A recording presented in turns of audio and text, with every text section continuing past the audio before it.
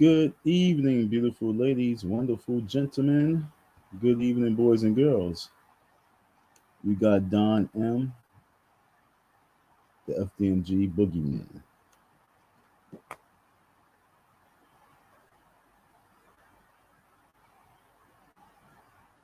Oops, I forgot that. Yeah. See, the countdown's all off. I just wanted to say fuck you, but not necessarily. So that was just the wrong finger. I don't even know what happened to my hand. The hand itself just came alive. You ever seen that movie, The Hand? But this is the countdown. This is the countdown. And when I say the countdown, folks, 30 days, it was a month ago in November, we were supposed to have a situation that took place, which was court. But someone got sick. Someone got sick about a month ago. November 30th was the day we were supposed to be going to court. The shit would have been all over with. But that wasn't the issue. What the issue was someone got sick. But in a couple of days, they went to Aruba, they went to Detroit, they went to New York, but they were sick to go to court. That was amazing. You understand what I'm saying? So countdown is on. There's no more running. The rat race is over. The rat is in the corner, and the back is against the wall. And the funny thing is, folks, I've noticed something. I see the way the man's about to go. He's about to go another. He found a hole in the wall. He found another hole in this wall. And the hole that he found is a tunnel called the biracial black folks.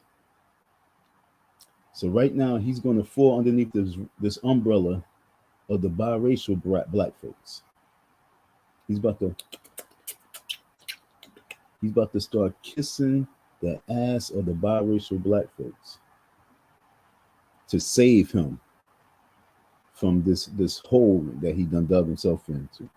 That all these young folks, all these no generation folks, and new generations, the last 2-year generation folks who just coming in, don't even know.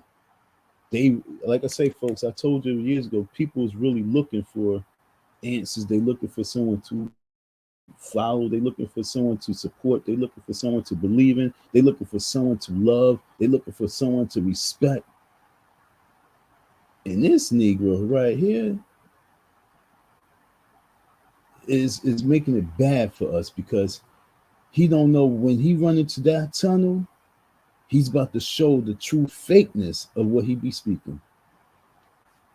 He's going to turn on all you chocolate women that didn't donate. He's going to turn on all you other folks. The chocolate brothers, he's going to turn on you too. Well, you already know he done been turned on you. But this con man is on a mission. So like I said, he done seen another hole that he's going to run down through. And it's amazing. It is amazing. We got about what? Today is the 30th. We got like 12 days before 8:30 a.m. and we have to be at court. Most likely he's going to weasel his ass up in there late, thinking he's the man. You better have his ass in there early. You understand? Because he's going to have to really, really, really clarify a lot of things. And I thought I did. It was funny, folks. You know, I'm so sorry. I did a video the other day, and I thought I did the video, but actually I didn't do the video. And what I mean by that, I was recording, but it didn't store. It was like a 2-hour live. It didn't store them. It was funny, but I had to delete a lot of the content, and then you know I set it up. So right now I'm gonna go check out this video real quick, because I actually did a live on this video, but this was a video that they removed and they blocked me. They gave me a strike. So I'm gonna pull this video back up and review this video again. It is what it is. Hope that you can hear me.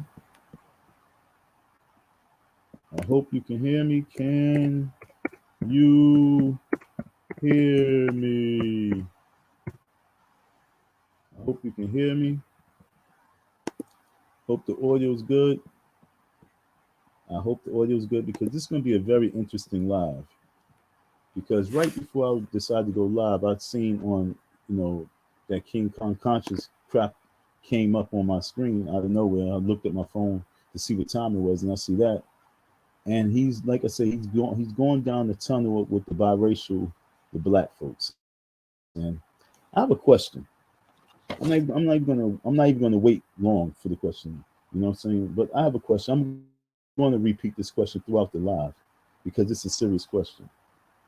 Because he celebrates being the one and only school that opens up due to the African diaspora of donations and building only.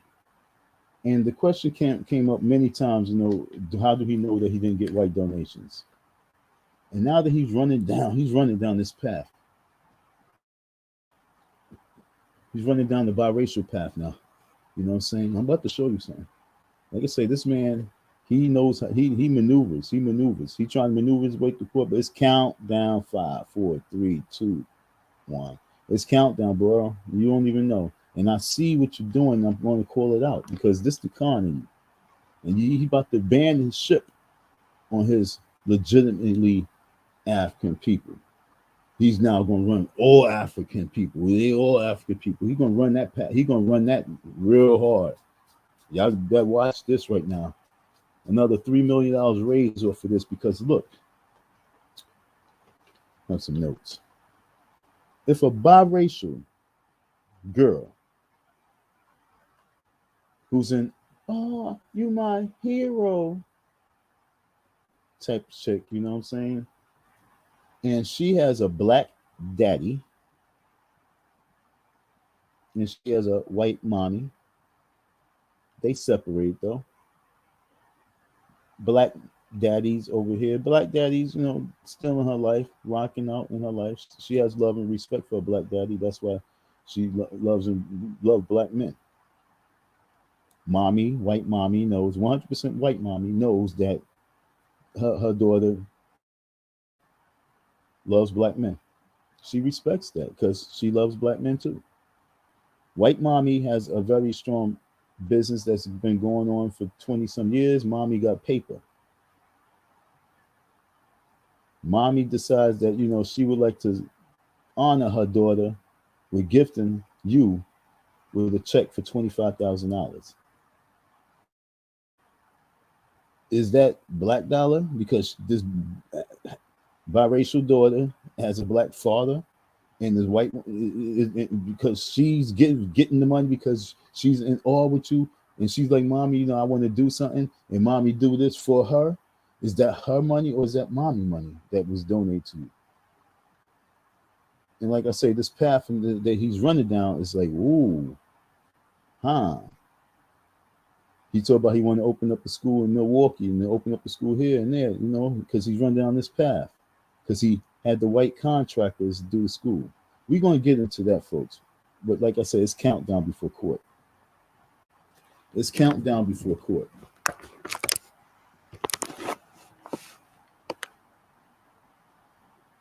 Sorry. It's countdown before you go to court.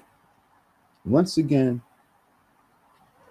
it was a month ago from this day where we were supposed to, solidify this whole situation, got rid of it, got it out, made it pass, got it off our shoulders, out of our minds, but he prolonged it another month.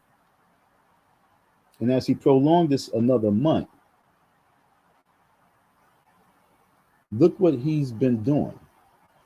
He's guaranteeing you folks that he's going to be able to open up the school in February, the last Saturday of February. He's guaranteeing you that he's going to be able to do that. So that means that he raised much more money from the time of 2020, November 30th, 2020 to,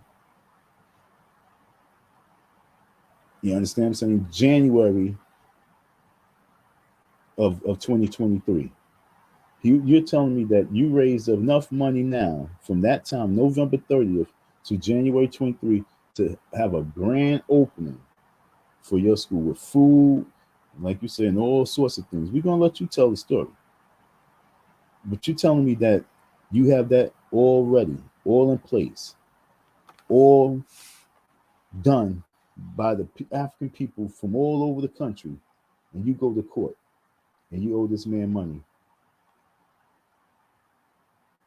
It's gonna be like that's gonna be my celebration. That's gonna be my birthday gift. That's gonna be my New Year's Eve celebration day. That's gonna be my anniversary. That's gonna be my marriage. That's gonna be the day that I'm like extremely excited because I look forward to that day to sit there, to look at you, fumble through your papers, trying to avoid the simple questions that they're going to ask you in regard to the revenue that you raise. The way that you're going to fumble and stutter and lie right in their face about the funds that you raise, that's going to be amazing. Because, like I say, back in 2020, you already had money for the HVAC. You like I said, you running down this next alleyway, and now you mess with their children. You like I'm bringing it all to one. You messing with their children now. You getting their children. They biracial no matter what way you look at it. You saying, yo, you got to claim your blackness and I accept you. That's the only way I accept you. You claim your blackness and you going to their courts. No matter what, that's going to be used against you as you trying to use their money now. Understand, to keep this school, keep this real estate, keep that block, like you say, that block. When they want the block, that city want that block. That city want that neighborhood. And you bragging the boast, and you about to start manipulating the white people money. Is biracial money. Is the white people dollar. Like I say, we talk about women who own salons, women who owns their own, shoot, they own chain. I mean chains of salons. You know what I'm saying? Doing the white women hair.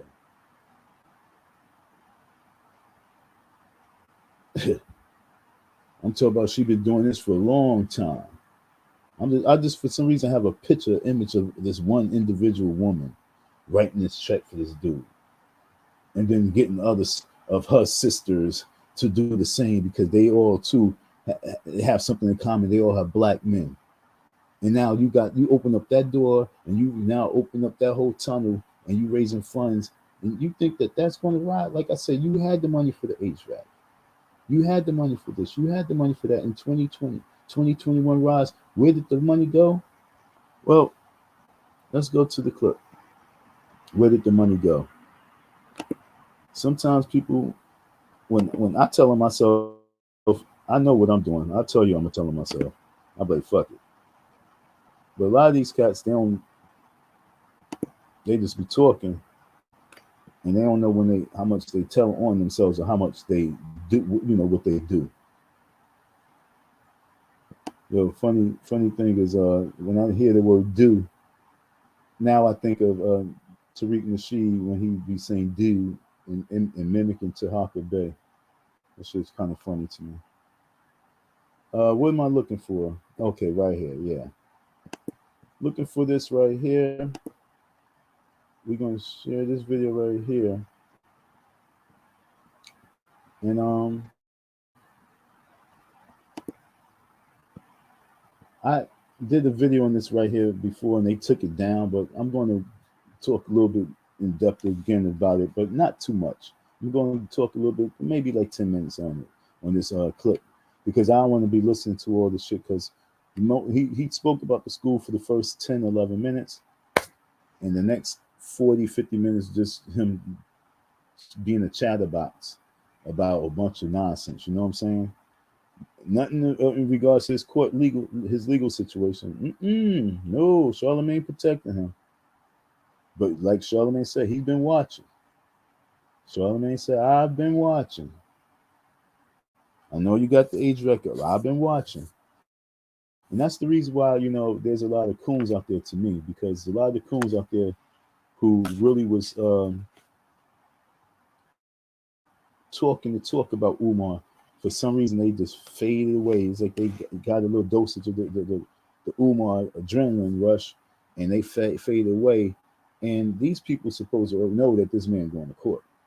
There's no reason why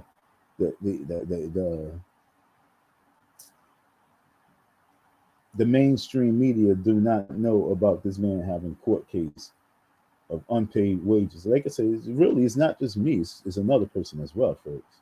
He just said, I'm good. I'm just happy that something's happening at the school. I'm just happy that the block, because we need something in our neighborhood because, it's ran down. So I'm just happy that somebody's doing something. Nigga, the dude just shitted on you. And you don't even know that the dude was going to shit on you a long time ago. That's the reason why I was there.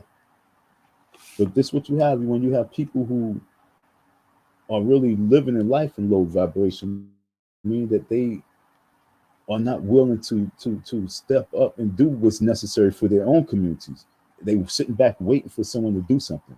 So when you have a bunch of people in the millions who's sitting back waiting for someone to come and do something, you do a little bit. You say you're going to do something, you do a little bit, and you know what I'm saying, you can ride with it. You can ride with it. And so there's a lot of people who just that's the mindset, they just want to follow. So they're going to follow a person like Umar, and they follow him in a way that they really believe in. Me, I had something to really give and offer.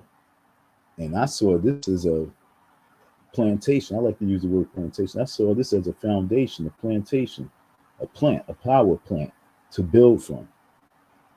And because I know what I see and I can go get it, that's what happened. That's why I was there and I had the keys. And that's why I'm going to court. Because at the very end, he's not true to what he's supposed to be true to. It's just being a Pan-Africanist. Ain't about before FDMG, he's a Pan-Africanist. Understand? And as a Pan-Africanist, just knowing that your brother that you trusted to give keys to your real estate, just knowing that your brother was in a position that he was in, the first priority, when being that you pulled me from New York all the way to Philly to Delaware, your first priority was make sure that he was good, so he can handle the task that you want him to handle. And when I came out there, I already solidified that. I made sure of that because I found the place that was 2-minute walk around the corner from the school. And he chose not to do what he said he was going to do. So these young people, especially these gullible, and I'm going to say it strongly too, these gullible, I am a mixed race person. I don't know which side to be. I know that I respect and love the black culture. I know I love my black side. It's a lot that I wanted to stick with my black side because that's the oppressed side and that's the easy side to stick with. And you know what I'm saying? It's much easier to be on that side because if I go to the other side, they're going to ridicule me. But if I can go to this side, I can fade and blend in and they will accept me because they just accept everything. Yo, folks, where we at right now with this situation is critical. For all those folks who he's about to truly manipulate, and I say truly manipulate, that whole new generation he's about to truly manipulate. This is the situation story they need to know. Because you have them out there. And they out there by them. Like I say, we got the stuff, and I said this is Steph Curry generation now. Okay, this is the Steph Curry generation. I'm talking about this is the new wave because this was by design. Because it's about getting back to wealth. But when you have like these individuals just coming in hordes, and then you have the manipulated con artists, they really need to know the real, but they're not going to know the real if we're not talking the real. That's why it's important for me to talk this real. I actually lost my train of thought to be real, and I'm going to keep it 100 because I just really blacked out in regards to like what's really happening here. Let's go to this clip because I want to get to this clip because like I say, it's only like 11 minutes. But when he's talking to the folks, he's going to manipulate these folks, man, and he's manipulating them, and it's scary. And it's funny because I'm gonna go to another video, and I want to show y'all something like when it comes to like doing those tests. I don't even have to put those, little stickers things and hook you up to no machine, no technology machine, because we have that tuition inside of us naturally. We just don't believe in it, so we're going to hook you up to a machine for the machine to say that what you already thought and knew you was right on. Yeah, here you go. Here's the results. It's on paper now. Okay, we need to see stuff in paper. We need to see stuff in writing for us to believe instead of us hearing it from the words. But from the words is we I've been studying eyes and body language and all this other stuff, and you're gonna see how he just did like this. You didn't see him do like this, but he did like this when he saw that wave of mixed biracial color folks. When he saw the rainbow brown coming in, because see, there's a rainbow brown, there's a light skinned rainbow brown that's coming in. That's a wave.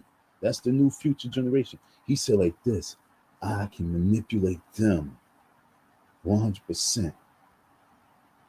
And that's his zone right now. That's his zone. That's the zone. So let me go to this clip real quick. Let him talk from his lips so you guys can see what I'm saying. So that you don't.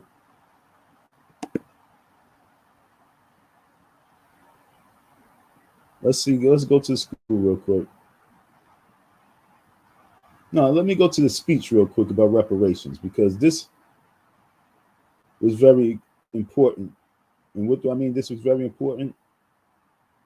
This is very important because this is the speeches that he get these young people riled up on, because the younger generation is paying attention to reparations. They paying attention to a lot of stuff.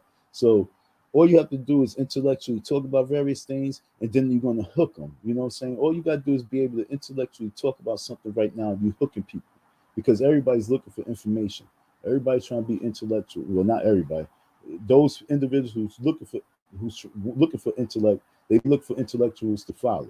So all you gotta do is throw a little bit on the hook, throw it out there, and hook them and reel them in.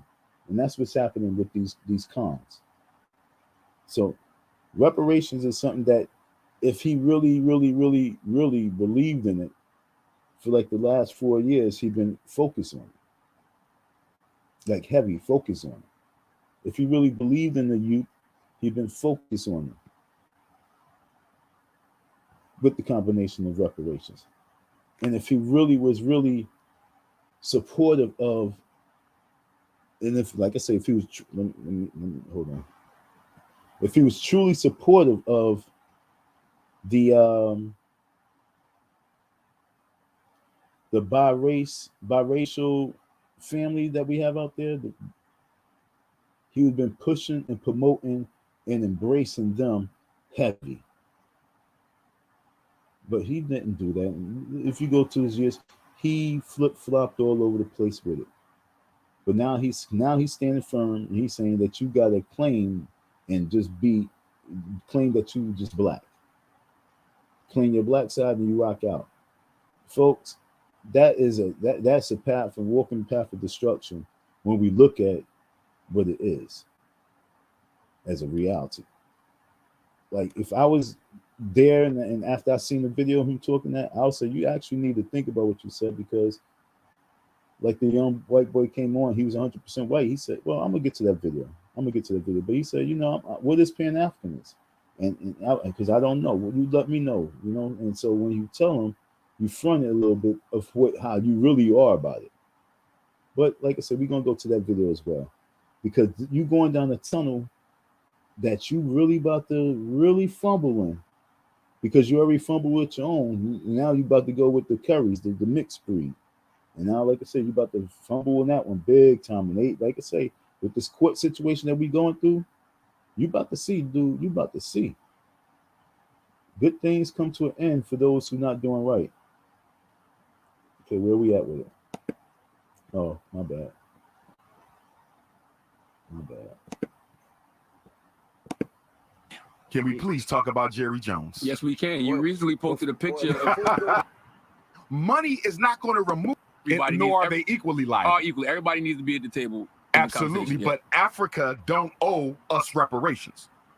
They owe us as a people internal reparations, just like we owe ourselves as a people internal reparations. Right, or colonization that came after it. And when you factor in colonization with slavery, you can't possibly blame an African nation for that, because they suffered during colonization as much as we did in slavery. So I reject any proposal that wants to make African people more liable for slavery than the white people who owned, controlled, expanded, and benefited. Oh, I agree with that. Yeah, they're definitely not more liable. It's just like you said, everybody. Nor are they equally liable. All equally. Everybody needs to be at the table. Absolutely, but Africa don't owe us reparations. They owe us as a people internal reparations, just like we owe ourselves as a people internal reparations. Here's what I want to say. We are entitled to reparations. We will get it. But let us be clear something. Money isn't going to fix many of the problems that we have. I have to stop right there because my stomach twists and turns and turns and twists just hearing that. Because see, I don't like the job time talk. See, to me right now, this is like street corner talk that was about to happen. This is like when you go to the corner store and then you see you and your man go to the corner store, then you see your other man coming down block, y'all talking, then the next person talk. Now it's like 3 to 5 people and y'all all talking. A little 10, 15 minute talk that y'all kicking, 20 minute talk, y'all kicking, 30 minute talk, y'all kicking. This is what he's doing right now. This is just that talk, that street corner, that barbershop talk.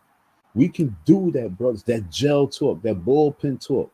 You know what I'm saying? That therapy talk. We can do that. Everyone can do that.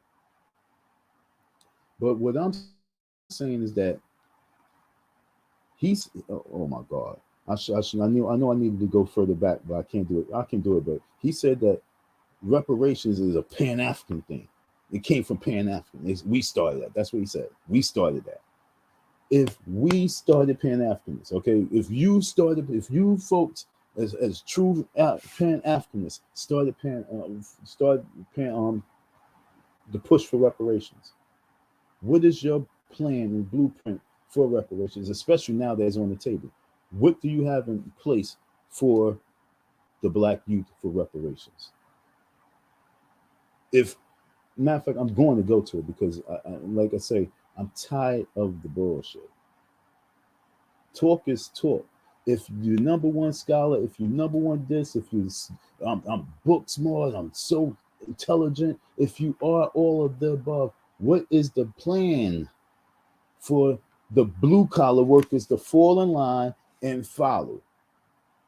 Okay, if you white collar work, if you the white collar workers who sit in the boardroom and put together the shit, what is there for the blue collar workers?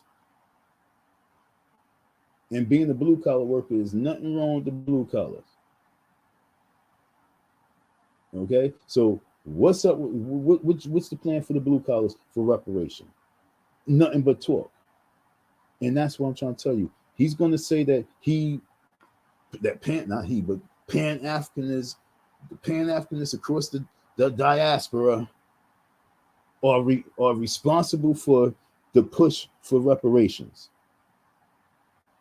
You as being a Pan-Africanist for over 20 some years, easily. What is your reparation plan?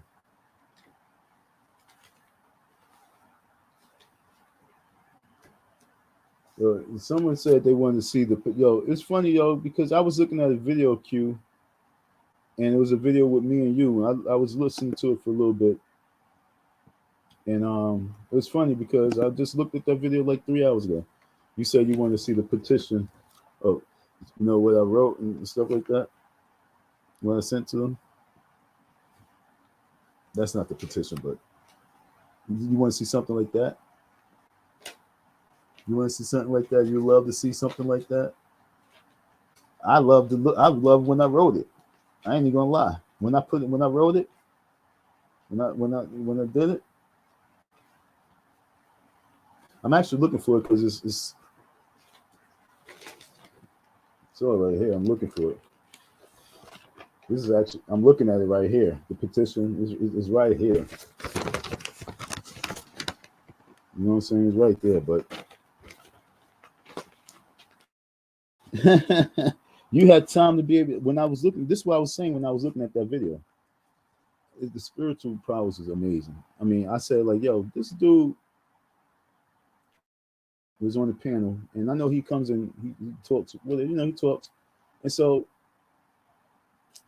then I, skimmed through because I was skimming through. I wasn't listening to it like that. Skimmed through. Then I heard we was talking. You gave a little donation and everything like that, and we was talking about for the time and shit like that. And I'm thinking that was like a year ago. I know I sent you my email, so you could have kept in contact. I have no problem giving my number, telephone number. I only care nothing about that. And so y'all can always keep in contact with me.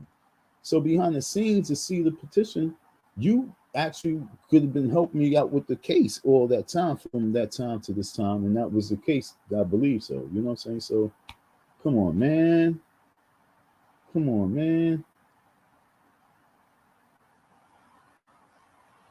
But I'm gonna go to this video because I want to get to the video. But you can still talk to me in the chat. You know me, I'm gonna go to it.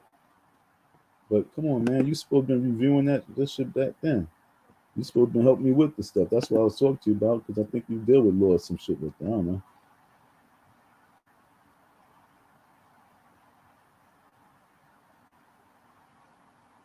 Yeah, let me see. I gotta get to chat so I can keep up with what you're saying. Yeah, that's what I'm saying. I agree. Money isn't the only fix. The Asians and Arabs are waiting on blacks to get reparations. They should come. Shit, we gotta know that no matter what, everybody's waiting because everybody want to steal our movement no matter what. Everyone want to steal the movement, and that's why it's important for us to remain in the movement. So going back to it, like I seen something. Someone said like you act like you're entitled. I'm like, get in the movement and be part of the movement by all means, and then you understand what we talk about when we say entitled. The movement itself is entitled. It needs the maximum support. The movement. It needs triple whatever you think that they need. It needs quadruple whatever you think they need. Understand? So once you can get into it, it's adrenaline rush. I'm gonna show you these young kids. They believe that they in it. They believe that they part of it. They marched. They was marching, protesting. You gotta understand, these young white black kids was out there marching, protesting that Black Lives Matter. They really, you guys think the Black Lives Matter didn't have an impact? Black Lives Matter had a huge impact. Black Lives Matter had a huge impact on the minds of the biracial folks because the blackness in them was touched by the spirit. And so now they out there. They out there. They out there. And they going to be the ones who's going to be leading the movement.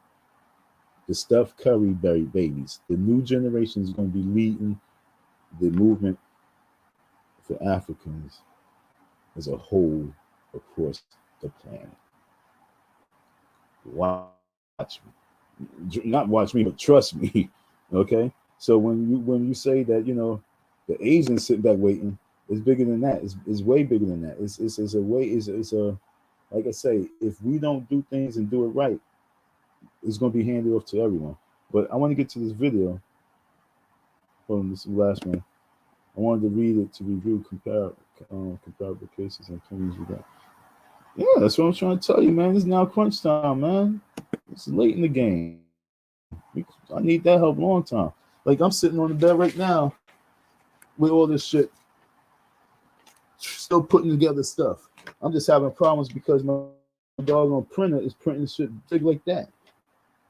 I'm getting stressed out. Where's this video?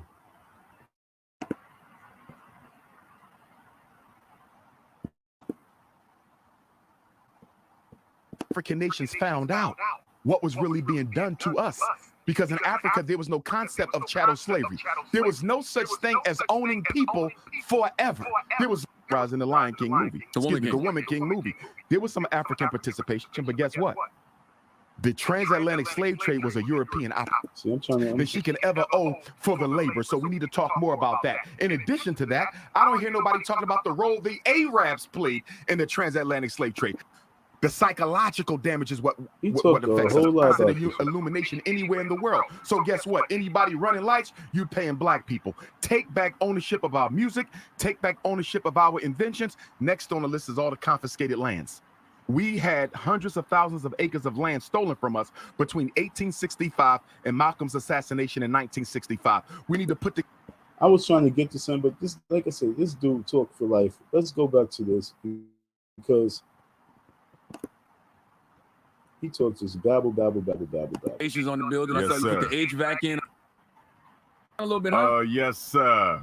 Dr. Umar Johnson, welcome. Peace and Pan-Africanism. Brothers, glad to be back. Glad to have you, man. First of all, you look slim, brother. You done slim down a little bit, huh? Yes, sir. I think I have. I didn't do nothing intentional, so let me not sit here and lie. Okay. I guess He's just, stressed the fuck getting out. older and wiser, I hope. And first things first, man, congrats on the Frederick Douglass Marcus Garvey Academy. I've been paying attention. I see that you got the building. Yes, sir. You've been doing renovations on the building. I saw you put the HVAC in, all kind of other stuff. We're just about done. Electric is awaiting a permit. HVAC is awaiting controls. They're actually at the school right now. Plumbing is just about done. They got one more piece. Fire alarm is done. They got to check one more piece to that. The monitoring system is done. I'm hoping by the end of the calendar year, we can get our inspection and have a grand opening in February, hopefully. Then you waiting on, you got to get accreditation too, or? Nah, well, your accreditation comes from the state. Gotcha. So it's the state that gives you the license to operate. If you want accreditation beyond that, you can seek out professional accreditation bureaus, but that's not legally required. Man, why don't you talk about that more, Dr. Umar, especially being that they tried to clown you for so long about, not having the school. That because... Did y'all hear his question? His question was very, very important. And I know this is what I say all the time.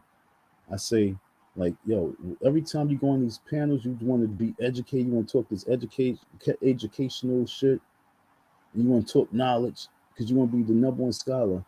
But the people don't really they don't care about that, like what you really think. They respect that. They hear that, but they now in the position right now, they want to know some results more than anything. And they want to know where they can fit in these results. And I say that all the time. And what do Charlemagne the God say? Let's rewind. Let's go to the rewind. Bureaus, but that's not legally required.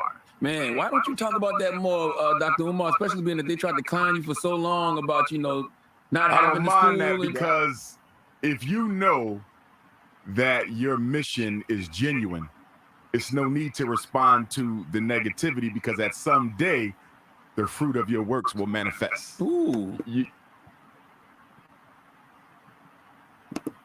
Now, I'm very tight because Charlemagne was still speaking. He had other thoughts that he was coming from his mind. And, Umar kind of came in and spoke. I don't like when I do that as well. I gotta really try and keep my mouth closed when speaking. I was looking at some of these lives so I can hear every thought, everything you're really trying to say, as opposed to intervene and over talk because I know what you're saying. And we do that as people. We know we assume what you're going to be saying, and then we talk and we change it a little bit. I wanted to hear his final words because Umar so about, he deals with the clown and shit, because he know the fruit of his labor is going to going to reveal his true heart and shit. Like, nigga, why you going to court? See, like what you said to me would have been really solid if you wasn't going to court. But because you're going to court, what you just said was con artist babble. And that's for I'm gonna stay on the biracial folks today. Okay, I'm gonna stay on the biracial black folks today because that's the babble that our biracial black people here, and they like, yeah. Because like I say, they on the sidelines. You have hardcore in the trenches folks. You have half-ass folks. Then you have sideline folks. So you got people that's in there in the trenches working half-ass. You got people that's working as well, but then you have people that's half-ass, but then you have sideline people, the cheerleaders. And a lot of the cheerleaders out on the sideline want to jump in, and they trying to figure out how to jump in, and they ready to jump in, and they jumping in slowly, but they climbing in. And so with this talk, that talk that make you believe. But as a person who's like sitting like, yo, why am I sitting with all this court paper shit? And I'm like putting together this evidence and trying to draw up this evidence and stressing out because my printer's bugging out.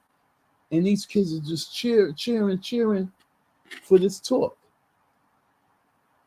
And Charlemagne, if you've been watching, and you should know that this man has a court date. And if you don't know, then that's an issue and a problem why I got these people nominated for Coon of the Year. Because you've been talking that talk, you've been talking about it. These individuals are supposed to be talking about it by now, if you guys was really talking about it. But you guys decided to coon out because, you know, I guess revenue, finances. You didn't want it to shift. I ain't stressing the shift. I just want you to talk the talk so the mainstream can start talking the talk. But no one want to talk the real talk. They want to talk the goofy talk. And so, like he said, clowning. He's talking about the clowning. What about the real talk? I'm talking like, yo, we going to court. Instead of him, let me replay that so you guys can understand what I'm venting on. This is me venting right here.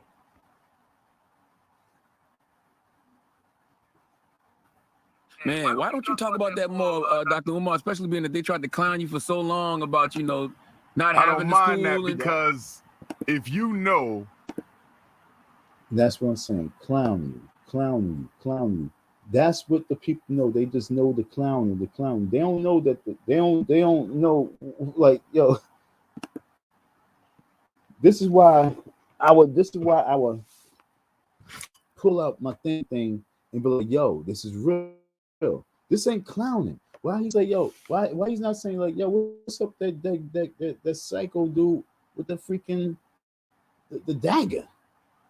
You know what I'm saying? Like, why is this guy with a dagger in his hand saying, yo, you better pay me my money? That's not clowning. And so what I'm saying is that the clowning bullshit of life overshadows the real talk. And then when the real talk finally is heard, is when the real talk has cuffs on him. And now y'all not really listening to because he got cuffs on him. But now you see the end results because y'all was clowning too much. This man ain't supposed to be talking about the clown. He's supposed to be talking about in 2022, the end of 2022. He's supposed to be like, yo, what's up with this legal situation that you got going on? Is that over with? Is that slowing down the progress of the school? Is that part of the cease and desist? Like, why is all that going on right now? But it's the clowning of this coon ass motherfuckers. And that's the problem. We look for clown and shit, and when people really have real issues, people talking like, yo, he's disgruntled or he's hating or yo, I don't know. He ain't got enough views. He don't got enough subscribers. We're not gonna listen to him. And that's where all the bullshit of this social media comes in place. And Umar was sitting there nervous. He was nervous because he didn't know when Envy was going to attack him with some real shit. He didn't know when the curveball was going to come in from Charlemagne. He didn't know. And right then and there, if we was on point with the way we were supposed to be on point with this Umar Johnson sector and this whole Umar Johnson 10 to 12 years saga. There's no reason why at that table right there that Don Murray name was not spoken.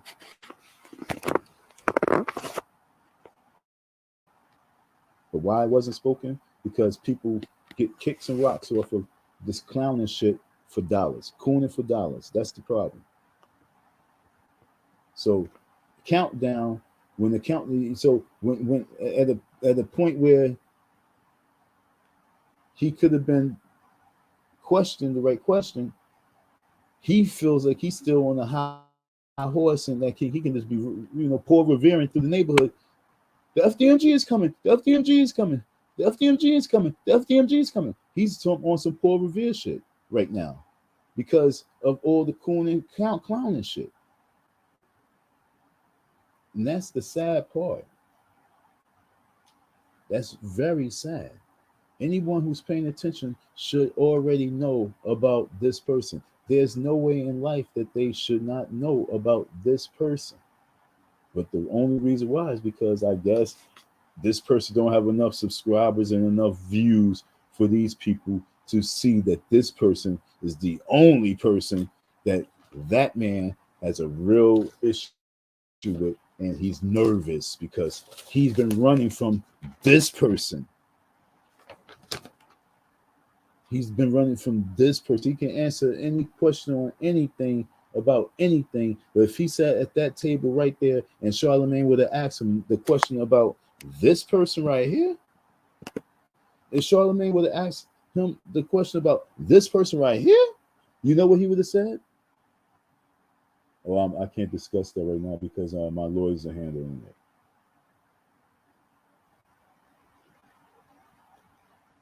So he can talk about reparations. He can talk about that. He can talk about, the fruits and people gonna see the fruits. But the real shit is like, how do you really, truly, truly interact and operate and build with black men?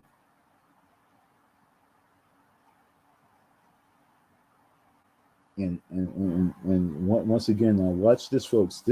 Like I say, Don, the ultimate troll warrior is that dude. Let me tell you a little secret. He's going to run in that biracial tunnel. Do you wonder why? Because him as a dictator, him as the King T'Challa of the FDMG, he believes that he can rule. So he's going to look at all those biracial folks, and I'm talking about these young bloods, and he's going to use their energy against them. He's going to manipulate and rule in a certain manner. And that's because we are giving him this power by not putting him in that spotlight and letting them really know that he don't have no real love for that black man. Because like I said, going back to what I said earlier, for those people who might not know, my question is, matter of fact, let me pull up that video. Fuck it, let me just pull up that video because you folks don't really know. I'm maybe don't know what I'm talking about.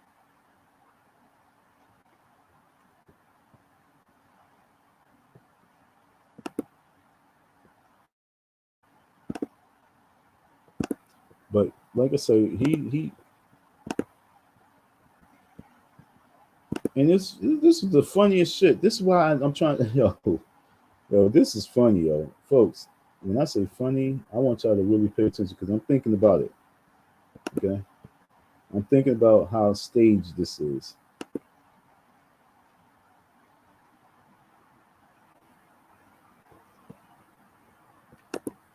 Mason, where's your face at?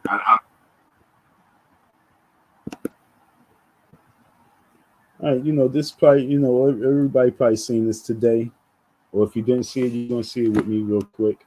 This is the video. It said that the Caucasians infiltrate King Kong Unconscious, live.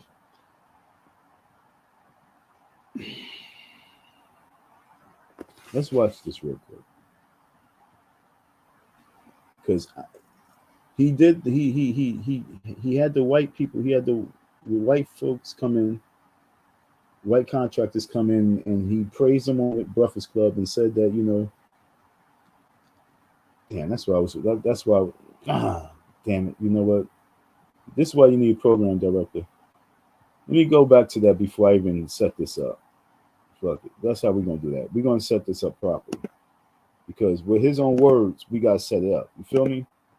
Because on the Breakfast Club, he did something that was very interesting, very, very, very strategic. Like I said, you gotta be a real thinker to be able to peep game. Okay, and it's coming up. Let's let him talk. And what he did was he bigged up the Caucasian contractors to a high level, and this is what he caught, like the Cynthia G syndrome or something. Like, you know what I'm saying? And he bigged them up on a high level, and at the same time, shit it at the same time, shit it on his own folks. You know what I'm saying? He completely dropped a bomb on his own folks. Okay, he dropped a bomb on his own folks, and now the floodgates open. That was very unique how the floodgates opened once these white contractors worked on his building, and he shout them out, and all those white folks really coming out and saying, so he don't hate white folks. Look, he don't hate white folks. Not knowing that, no, he do. He just know how to manipulate. Like when I was on the block, like I said, there was a white contractor there, this female for the door.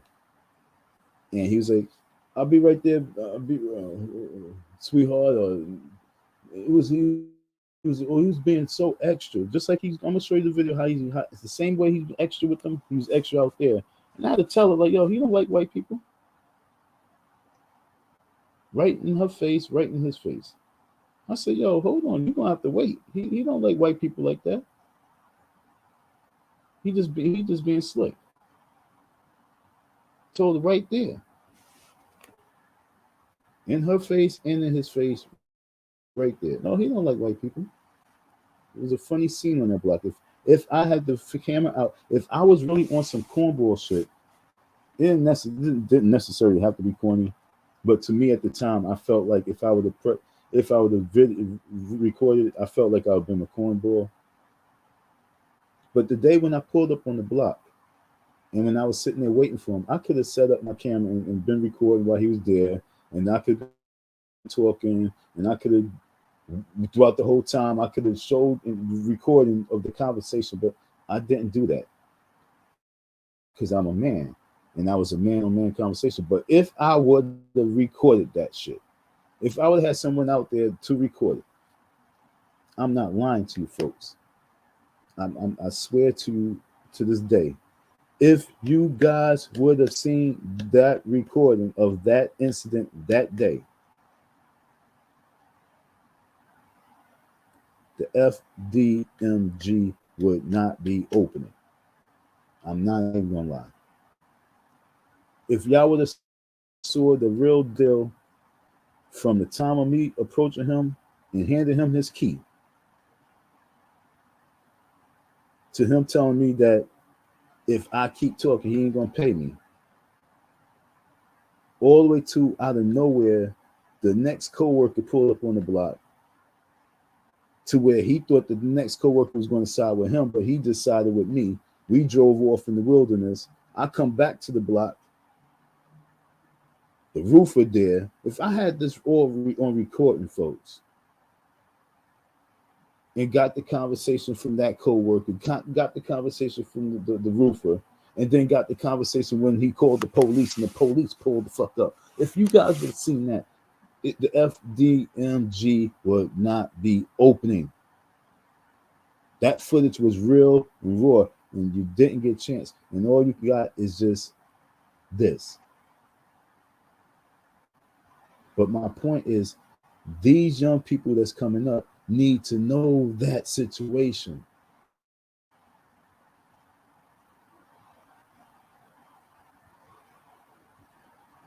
I came up there as no threat.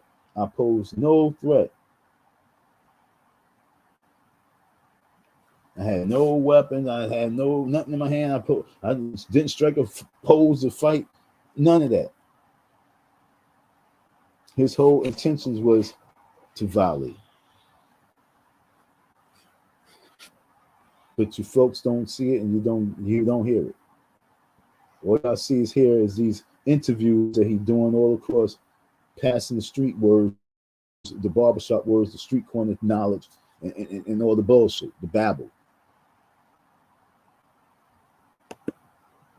Always talk about grand opening this and the grand opening that, and yet and still,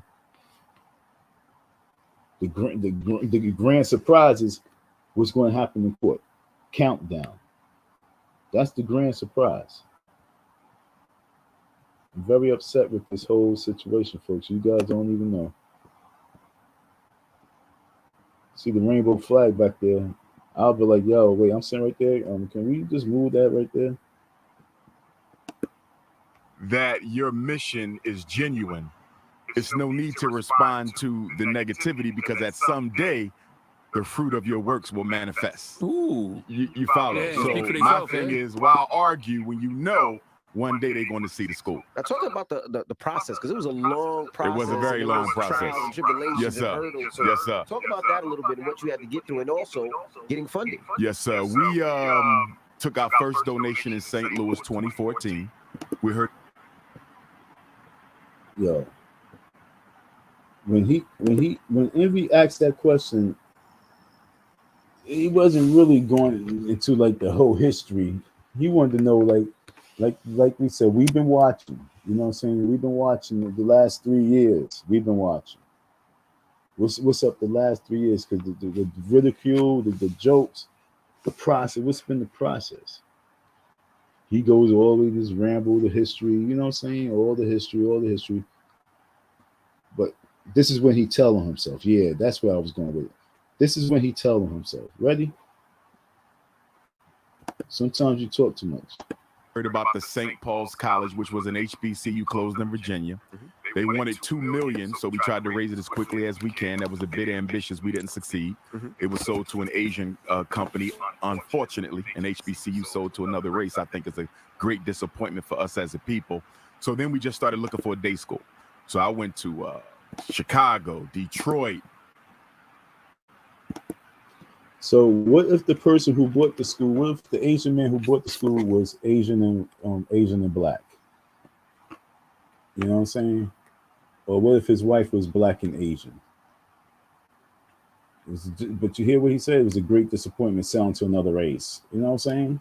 Like I said, when he go in that tunnel, when he enters in that tunnel, y'all about to see the true con artist right now, folks, because he's into that. He's in that tunnel. He done entered the tunnel, and he's way in too deep in that tunnel, and he don't even know how deep he is. Watch, folks. You're gonna see. It's a great disappointment that the Asian folks got it. Well, what you think? The Asians stupid? You know they ain't stupid. The Asians ain't stupid. The Asians ain't stupid. You know what I'm saying? The Asians ain't stupid. The Arabs ain't stupid. We the only stupid ones. Okay? The Asians ain't stupid. The Arabs not stupid. We the only stupid ones. Don't get mad at me for really saying the real. Why are we stupid? Because we allowing these Asians and these Arabs to come up in here and take our shit. Because we don't know how to truly show love and respect to one another and be honest with one another and make some money with one another. That's our problem. I guess when you have people who've been so down and out so long, like, you know, just that becomes your mentality. Only thing you know is to con one another, scam one another, hustle one another, trying to get what the next person got. You see them get $20, you trying to get 10 of it. Very disappointing. So of course, some Asian person gonna snatch up that property. Like, y'all niggas don't want it. It's a good piece of land. You understand? It's embarrassing. It's embarrassing.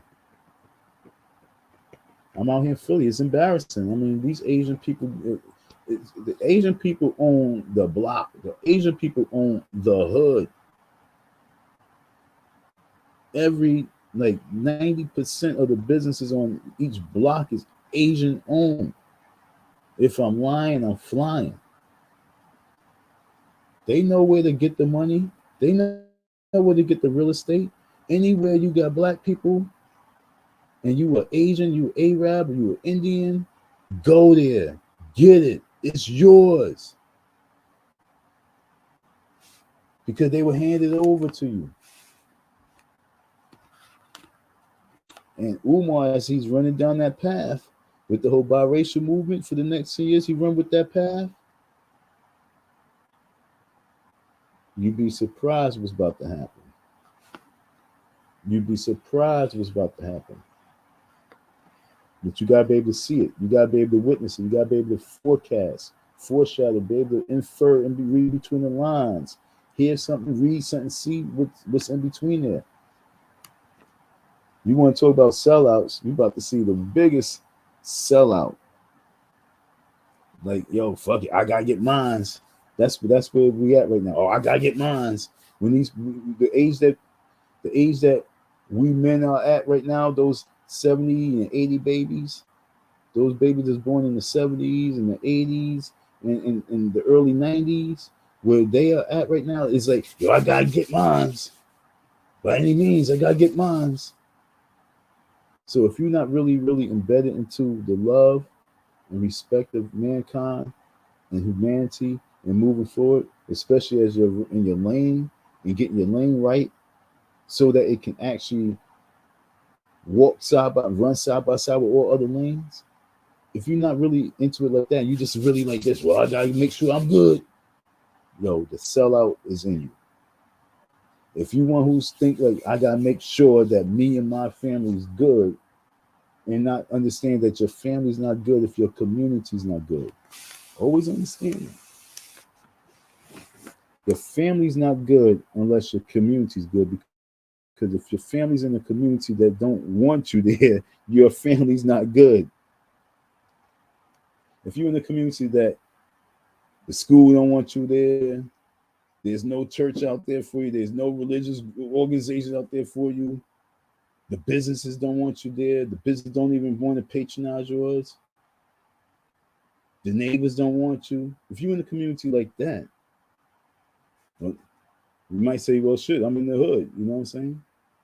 With all that defining, you believe, well, I'm right here in my own neighborhood. So if you're not willing to make the change in the neighborhood that you live in with amongst your own, just imagine how worse it would be amongst others who's not of your lane. So like I say, folks, it's about to get seriously scary because the integration that's really about to happen at the end results, if you're not in with the integrators, you're out.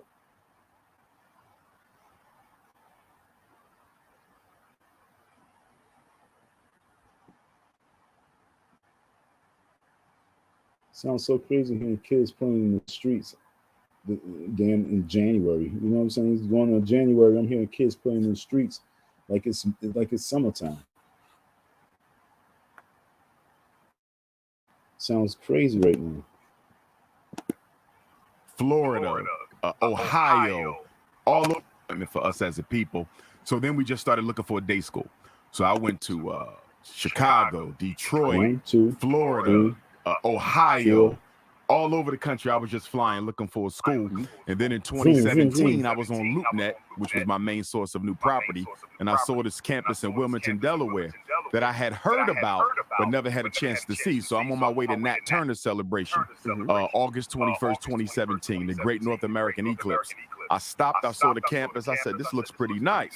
When I got back from Nat Turner, I had to go to Cuba first to get my Ifa initiation. I practiced Yoruba spirituality. Came back from Cuba, And I got a chance to go into the school, and I saw it. I said, we want this school, but they wanted $2 million. We couldn't afford that. We only had $500,000. So I negotiated with them from August of 17 until February of 19, and they finally decided to sell us the building for the money that we had. Wow. So now we got the building. That was a question right there. So how much did you buy it for? Understand what I'm saying? That was a question right there that was supposed to say, so how much you get it for? I would have been just like this. So how much you get it for? They let it just rock out for the money that we had. So how much money did you have to give them? Now, that was a question that I don't know how that just slipped. I don't know how that just wasn't even asked. I don't know how they can look at this video and not kick themselves for not asking that question. So how much money did the school cost? Right there. Right there. Right there was supposed to be asked that question. So how much did you buy the school? I don't know, maybe someone asked him. Maybe someone asked him. I know they didn't. But what was I saying? Now, did you hear him? Florida. He flying all over the country. He said he was flying all over the country. Cuba. Flying all over the mother effing place at that time like he was a rock star. No contract, there's money in the bank. So when you look at and think about the amount of thousands that was just spent on that type of traveling, when you think about it, and in the course of 3 years itself, just in 3 years from 2017 to 2020, just the travel, how much money was spent. We might have to add this $25 to $30,000 to $50,000 just on that.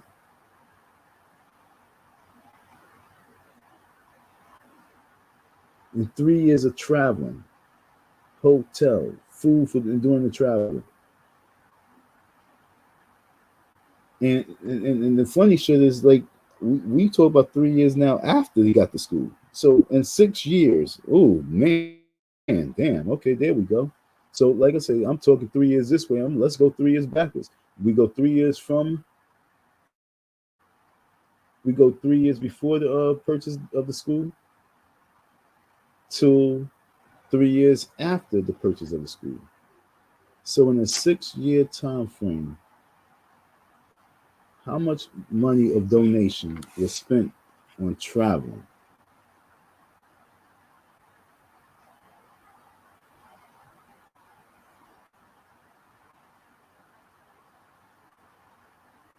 And this is what we talk about. We talk about this is going to come up on the countdown of going to court. This is real. This is real conversation that's going to come up on the countdown. This man said that he was traveling, flying, not just travel, but flying all over the place, driving all over the place. Gas is just as expensive when you're traveling long distance. The road becomes just as expensive trying to drive the shit as opposed to flying. So you talk about thousands of dollars, and even if I'm off, cut it in half, it's still astronomical. You talk about thousands of dollars that you did on traveling to and fro, flossing, G money spending. You know what I'm saying? Because you there's no way in life that you don't have a problem with women without spending. You know what I'm saying? The only way that you really you could be a good orator, but the only way that you really able to finagle and finesse through a lot of women, you were spending. So now you're also spending. Like the other day, I was with this dude and I did some work, and he gave me a little piece of change. I'm looking at the change like whatever, because it's a bigger picture. What we was working on. I'm sitting back. Okay, this is gonna be my office. Let's get it. So. But then he handed this woman $50 in the change restaurant. Like, what the fuck? And so about, oh, this is for the baby. Nigga, did you hear what she just said? She said she was getting $300 a motherfucking child on EBT. And she got 4. That's $1,200 motherfucking dollars she was getting a month. And you handing her $50. So you what kind of trick are you? Piss the fuck off. So, and I'm supposed to be doing a job for him. Oh yeah, matter of fact, I gotta draw up that contract because seeing him, because she dropped the 50. That's how I know how much you gave her. I said, oh, word, you gave her a $50 bill? Word? For what, the baby? Fuck out of here. The baby good, nigga. You got like 6 kids of your own.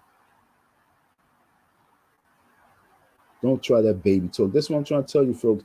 Don't do you try and use the kids as your shield of keeping it unreal. Fuck out of here.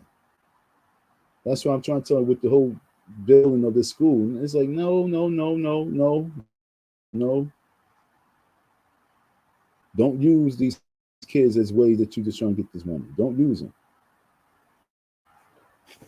And that's what's about to happen with that biracial tongue. Let's count down, folks. Countdown. We go to court in 2 weeks. 2 weeks. I wonder if you can pull off another sick note. Think he can pull off another sick note?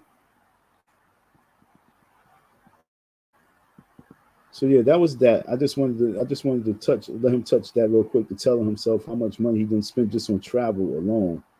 And like I say, he's gonna have to show his receipts. If I got show some type of proof, he's gonna have to show proof as well. And the proof that he's gonna have to prove that what he did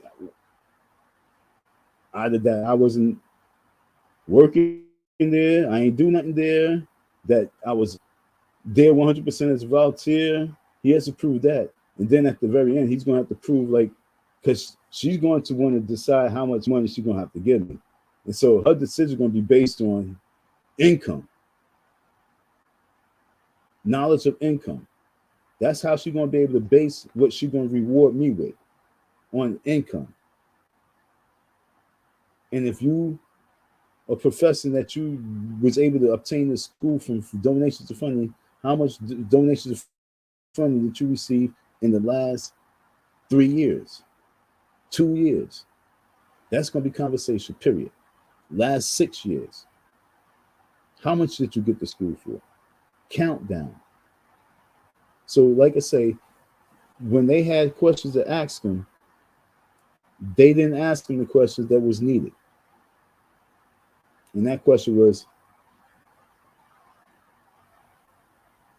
how much did you get the school for? And who do you think put the cease and desist order on you? Did it affect you in regards to how much did it affect you in regards to raising funds? And who the hell is this guy talking about, yo, I'm ready to go up to the school and do something to him if I don't get my money? Who the hell is he? Those beautiful questions that everybody's tuning into. Why do y'all think that this particular interview, Umar Johnson, right now got so many views in less time than all the videos that he did with the Breakfast Club? Okay? Do y'all understand that this video right here got more views in less time than all the videos that he did with the Breakfast Club? Because the people really want to know. Like, what's really good? What's going on? They want to know that real shit. And they got bamboozled to sit there and watch that whole video. To be like, oh man, then you got all those people. Oh, Umar really know what he talking about. I've been watching him for like the last year and a half, and he's very smart. Hope you continue on. Wow, a million people like really wanted to know, like, are they gonna ask the real questions? I'm gonna go. Let me go to this real quick. Let me set this up. Let me stop this one. Let me set this one up so while I go and look for something, you can be entertained. This video is funny as hell. So this one's called Caucasians Infiltrate the Live, okay? But y'all peep the game now. Tell me when in history did this ever happen? I mean, I know you're a Caucasian gentleman, that's fine. but you don't want to show your face. I'm in the dark. Give me 1 minute. No problem. I am Caucasian. Yes. Yes, sir. What's on your mind? But I want to hear from your perspective. Yes, sir. I just have. It was just on. As an unknowing white gentleman, how would you describe Pan-Africanism? I would describe Pan-Africanism as a global movement by African people that seeks to achieve solidarity, unity, and independence for all African people. So our goal is for us as a race of people to operate together as a single unit and to do so independently beyond the control of any other group. Okay. It's just there's a lot of mixed messaging out there in today's age. We do not teach hate. We do not teach bigotry. We do not teach racism. When people see the red, black, and green flag Mason, they often assume that we teach hate. And a lot of that comes from the distorted comparison that's made between white power and black power, right? So when a white person hears black power, they assume it's the black version of white power. So for example, white power has been genocide. White power has been slavery. White power has been eugenics. White power has been police brutality. White power has been bias and discrimination. You know, white power is mass incarceration and community subjugation. White power is COINTELPRO, right? So when they hear black power, they assume black power must be the same. Live streaming can be tricky, and sometimes trying to find the right software to make your streams look really professional can be a real chore. The thing I like about StreamYard is that the user interface is really simple to understand. Motherfuckers always using their hands. That's not true. Black power means black self-determination, black self-respect, black independence. No part of black power or Pan-Africanism preaches, teaches, or encourages harm against innocent people of other races. All right. Well, did you hear what he said, folks? He said they don't teach nothing about harming people of other races, but yet and still, so who are you teaching your people to harm? When you talk about you got to put together an army, you got archers, you got people for the pull-up team, you got haters and detractors. So you're not teaching them anything about the other race of having hate, but it's hate your own, right? It's ready to kill and destroy your own, right? It's go to court with your own, right? But with everyone else is no. It's Cynthia. She gonna make me.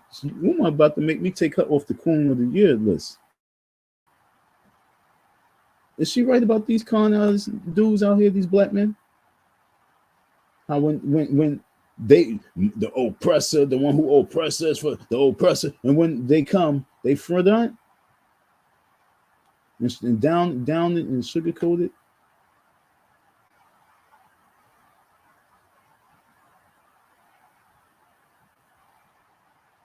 That wasn't even, to be honest, for him to even mention that.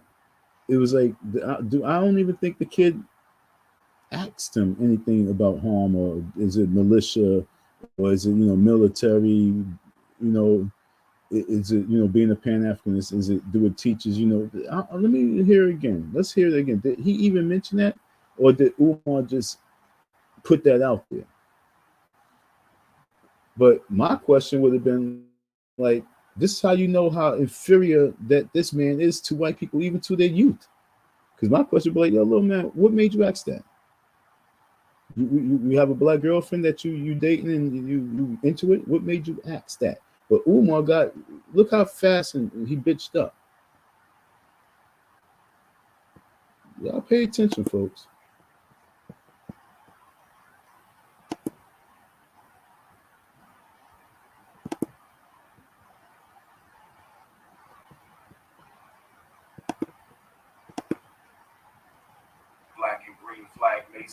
black and green flag mason, they often assume that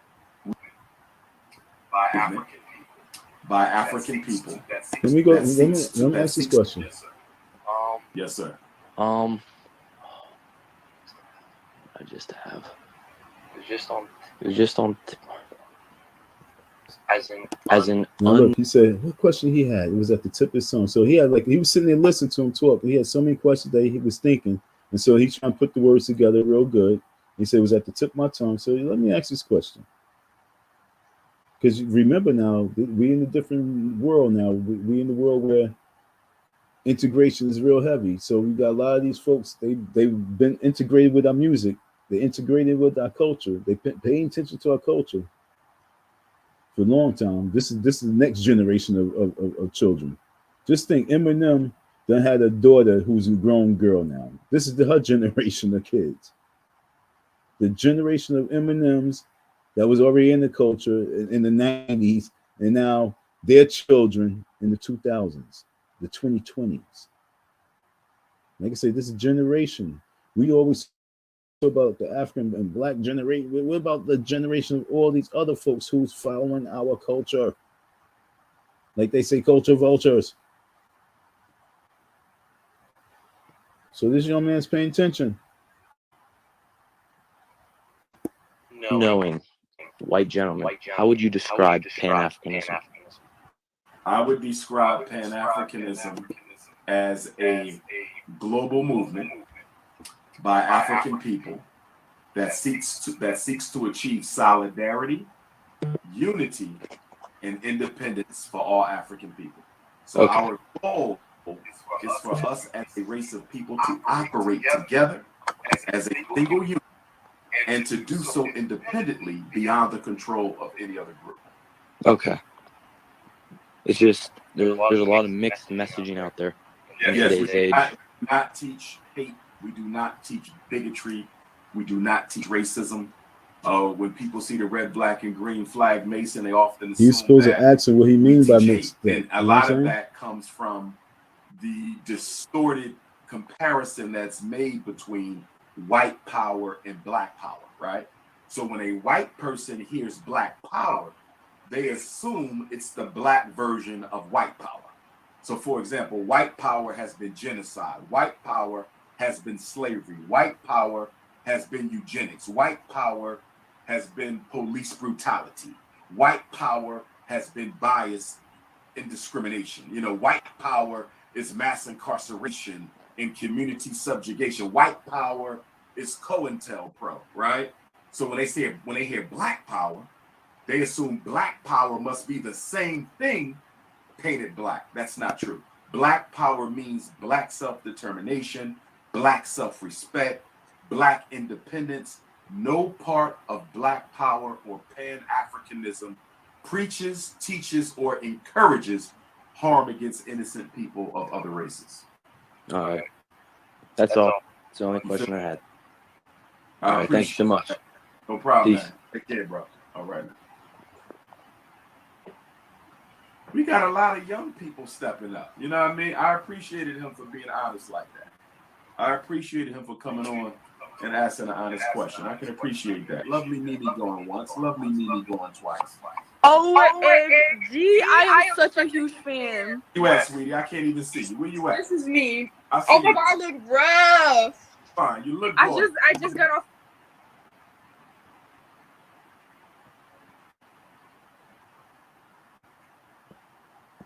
work. You look fine, lovely. Get back on the stop being show that black Let girl. me set my stuff up. Okay, y'all. This is me. I see. Where you at in the world? I live in Milwaukee. Milwaukee. Okay, Milwaukee. Okay. Yeah. I was in Milwaukee. When were you in Milwaukee? Wait a minute. No, I was on a Milwaukee teleconference. And then I spoke in Milwaukee maybe 5 years ago. It's been a while. I got to get back to Milwaukee. I ain't spoken in Milwaukee in like 6 years. But I was on a Milwaukee teleconference not too long ago. 6 years. Yeah, I definitely wouldn't have seen that. What's going on in Milwaukee? How the family Milwaukee, it's crazy right now. Why? What's up? Okay. Well, you already know Milwaukee's one of the most segregated. I spoke in Milwaukee on August the 21st of 2021. I was at the Jacob. Oh, God.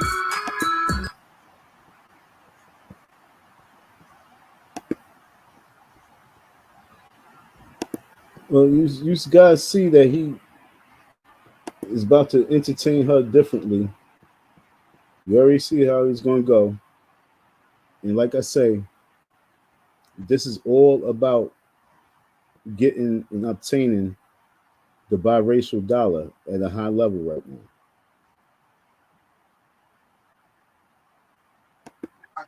What's happening? We've been the most segregated city for a minute. Okay. We got a lot of blacks on one side, all the whites on another side. It's so segregated, so segregated. We got all the different races got their own spots, own gangs.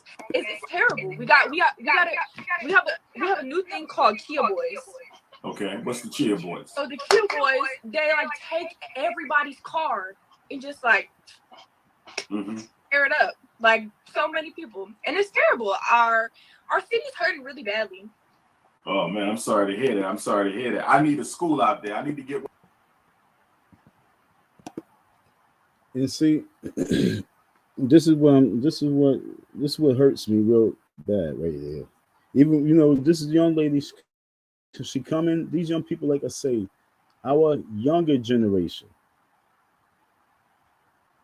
is looking for a Jay-Z, a Big Papa, a fucking Tupac, a Nas, of the whole conscious community. They looking for the Malcolm. They looking for that rock star. They looking for the Martin and Malcolm. They looking for the rock star to really get underneath and be happy that they are following.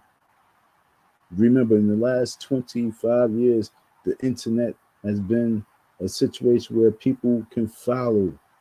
Though the word follow has been used more frequently. That word has been used more frequently than you can possibly imagine in the last 20 years. Followers. When you go in I guess you want to go in times of ideology, what was they? They was idolizing someone because they had followers. And so now we in the world of straight, anybody can be idolized. And so when you have these young generation where these young girls are idolizing these men, it's very important for them to really know details. I spoke to my niece the other day, and she, like I told her, she's the one who put me on to Umar. And then when I told her the situation, she told me, real subtly that she had a boyfriend in this one conversation. Me and my boyfriend, we went to a Umar Johnson meeting or something like that. And I was trying to tell him that, now listen, she was trying to tell him that Umar's not all what he seemed to be, because she know her uncle's going through. But this boy that she's with is dragging her down because he knows that she's into the conscious in the world now. She knows that she was raised underneath me, so she knows that her eyes is open now. And now she's with this boyfriend that I guess is into it. And so she's like, oh yeah, I heard of Umar. And he's so highly into him because most likely he probably didn't have a father figure in his goddamn life. I don't know the boy yet, but that's what I'm gonna say. I'm assuming that he's running and pulling my niece by her neck, like, yo, come on, we're gonna go here. And she's like, yo, but he's not really what he really seemed to be. Although she's still too is looking for someone to listen to. So no matter what is happening to a victim, the people, no matter what, is still looking, and they will keep a blind eye to the evil. See, because we live in an evil world, they will keep a blind eye to the evil what person do, just to keep an open eye and ear, really, because the ear to what they want and expect to see and hear from people that put themselves in these positions. And so when you have is the biracial race. I gotta say biracial race because it's very important because we are all truly different beings. You have certain individuals like, man, whatever, that ain't nothing. That ain't nothing. Then you have certain individuals, like I say, is on the sideline as playing their roles as supporters. Then you have fans, admirers, idolizers, and people who idolize. And then you have, like I say, so you put all that and you go down that tunnel. That's in that tunnel.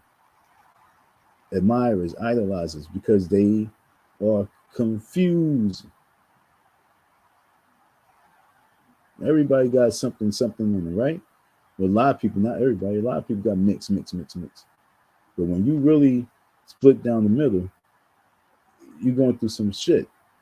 And so if you decide that you looking and you want to search for the darker, the melanated side of you, you can become confused with people like this person and give up all your goods, just like church. And this is where the issue comes in, man. The excitement of this young lady is so sad. The excitement of this young lady is so sad.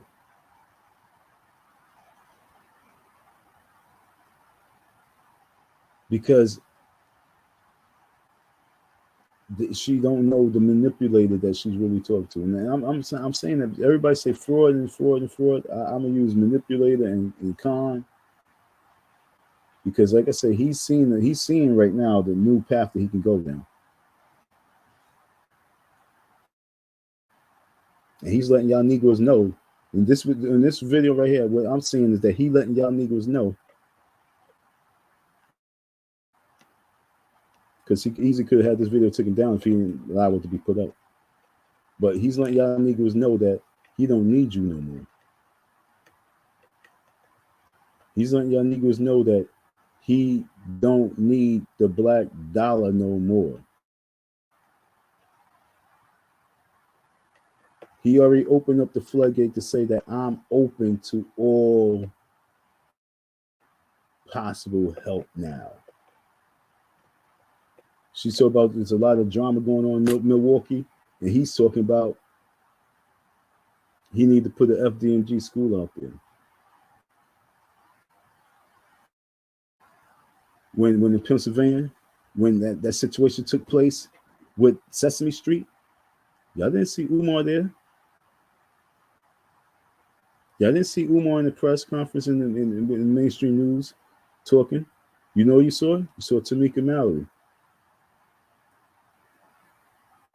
That's who you saw out there. You saw Tamika Mallory stump the yard all the way to Pennsylvania. And I knew she was going to get there. I knew it. I was like, oh, opportunity, she's there. And she was there the next day. It was talked to her one day in the car. The next day she was there in Pennsylvania, front line. You didn't see Umar.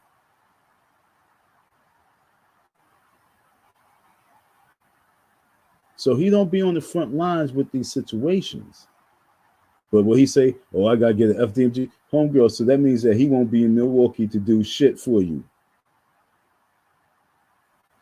If his answer to what you're saying is that he got to get an FDMG school out there, and this is one that you're mining, okay?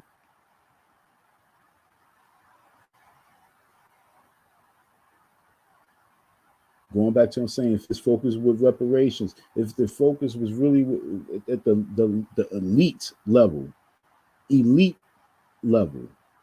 corporate level. When I say corporate, I'm using the word corporate just so that you know that when we look at corporate America, we can look at that millions and millions of dollars, hundreds of millions of dollars, billions of dollars, corporate America. That's what you want with corporate America. Blue collar, you know what I'm saying, hundreds of thousands to millions. But he talks as if he's corporate America, corporate Africa. So with corporate Africa, you're supposed to have your plans for all sorts of things. The most requested traveler to speak. You say you've been there already. You sure already know what Milwaukee.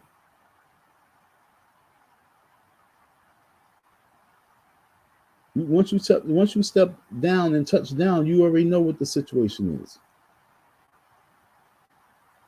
And so if you really real, you've been drawing up the situation for Milwaukee. Oh, I need to come back out there and speak. To what? What's the game plan for all these young people that's out there looking?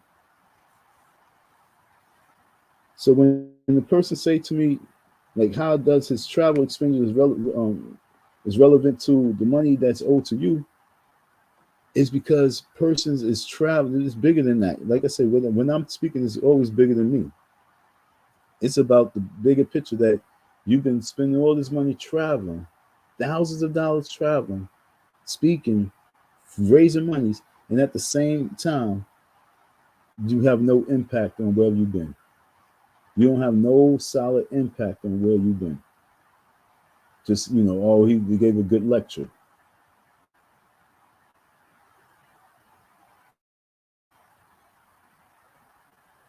And I'm gonna speak this girl name again. Although I'm say her name, but I'm still leery and nervous. Okay, folks, I'm gonna shout her out, but I'm leery and nervous no matter what.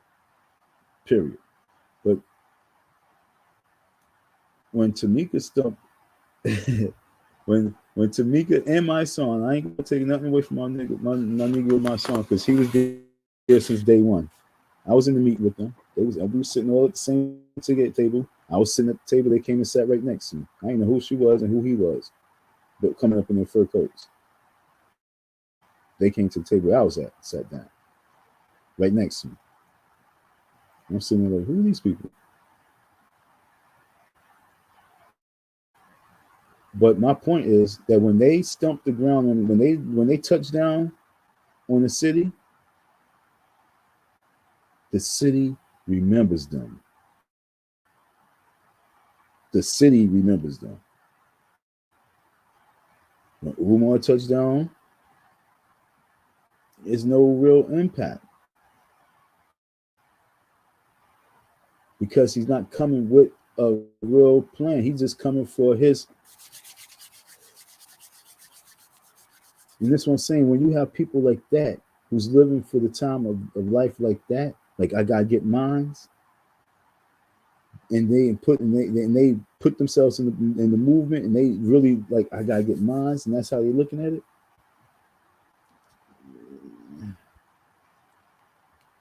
It's scary. It's scary.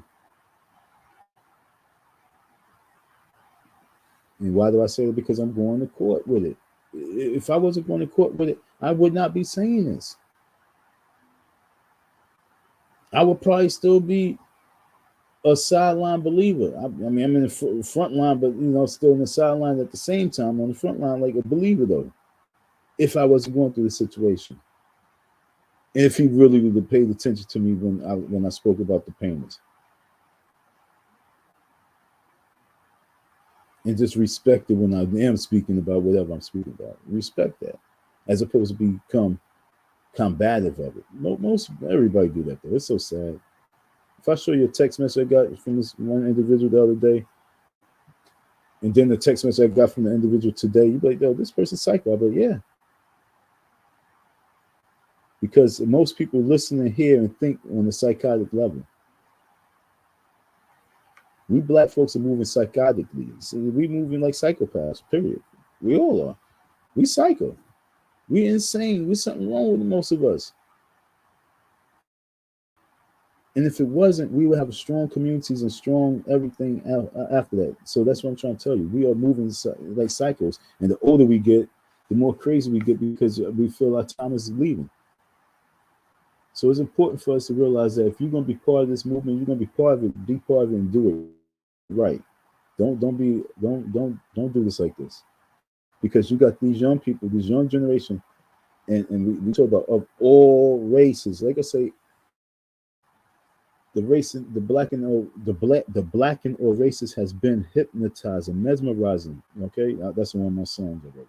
The black in all races has been hypnotized and mesmerized.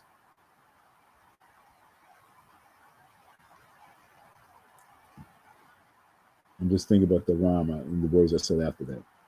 They've been not only been hypnotized and mesmerized, but they've been also been hypnotized and mesmerized and caught up with the drinking and the alcohol, and all that's all part of it. They all part of the shit. And so when they looking for an answer, and they looking for an answer in the black community, and they're looking for intellectual, and this is what we have to offer. I wish I wasn't going to court so that you can be the person that they want you to be, but because I'm going to court, I can honestly say that you're really not, because I'm still going to court. If you would have got rid of the situation, took care of the situation, apologized, you could get the pat in the back like, yo, he all right. But because we still going to court and we fighting the situation, I don't believe you. And I say to this young lady right here, run.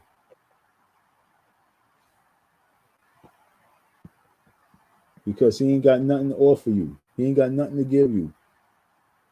But what he is a coochie chaser. So just run. He will find out what you can do, manipulate your situation, and then use you. Run.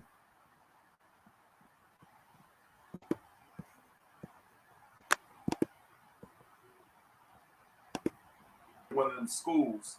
Because if you know anything about Milwaukee public schools, they're primarily just for the whites.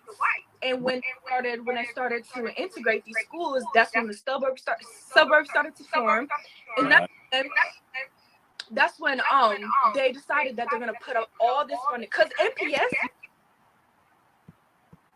Yo, if I'm not mistaken, I think her father. Yeah, she said her father's black,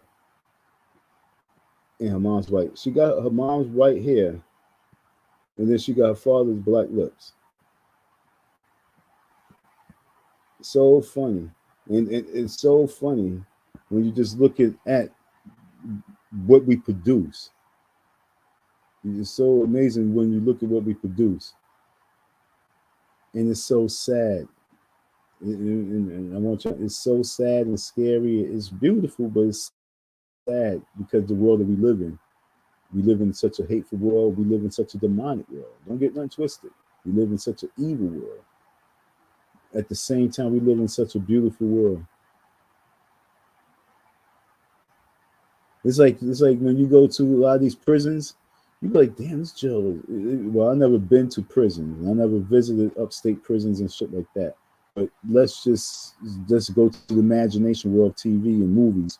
When you look at the shits on TV and movies, the grounds of the facility is actually beautiful. It's nice looking.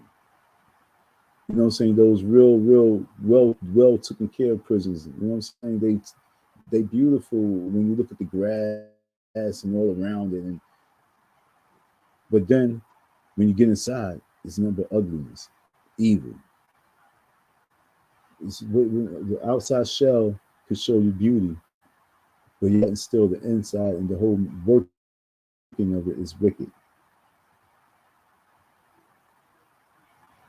This world is crazy, but like I say, when you have the wrong leaders out there, where are they gonna lead you? I just feel bad for us, you know what I'm saying? Because the world is beautiful, but yet and still, we make it ugly. We make it ugly, and these young people are really trying to break it. They trying to break it. They don't know how to break it because we do not break it. She's talking to this man, and this man is black power, black power, black power, black power, black power, black power, black power. And the way I look at it, folks, if we believe so much of the black power, but yet still you don't believe in the Bible, what do black power really mean?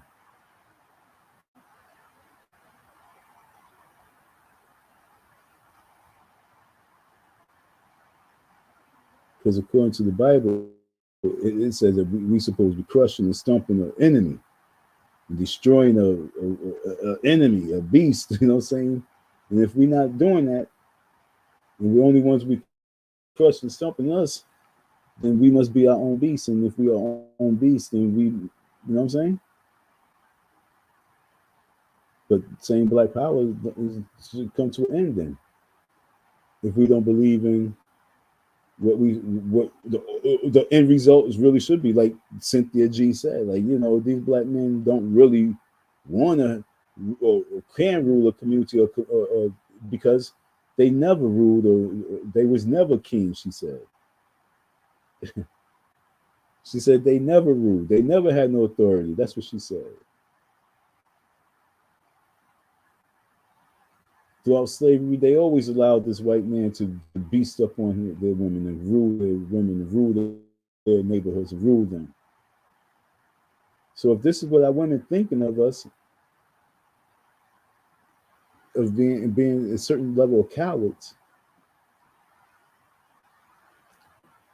it's like, how do we really move forward when we are already looked upon as being cowards amongst our own women?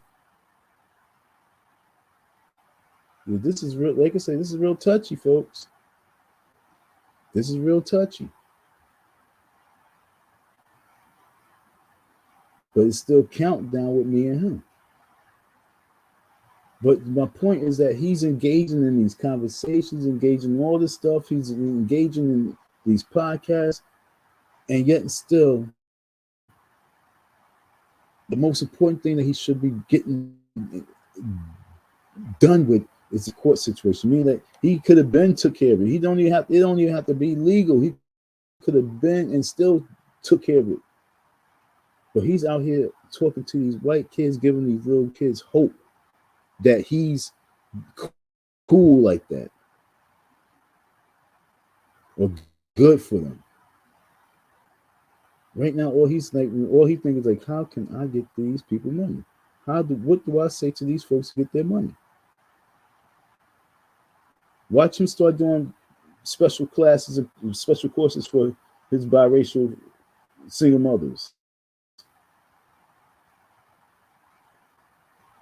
He's going to start focusing heavy on biracial single mothers.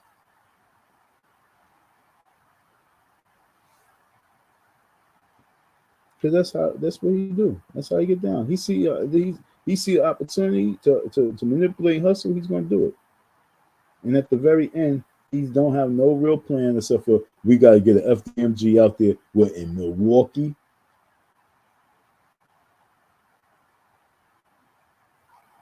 There was something I wanted to check online. I cannot remember what it was. That was babbling.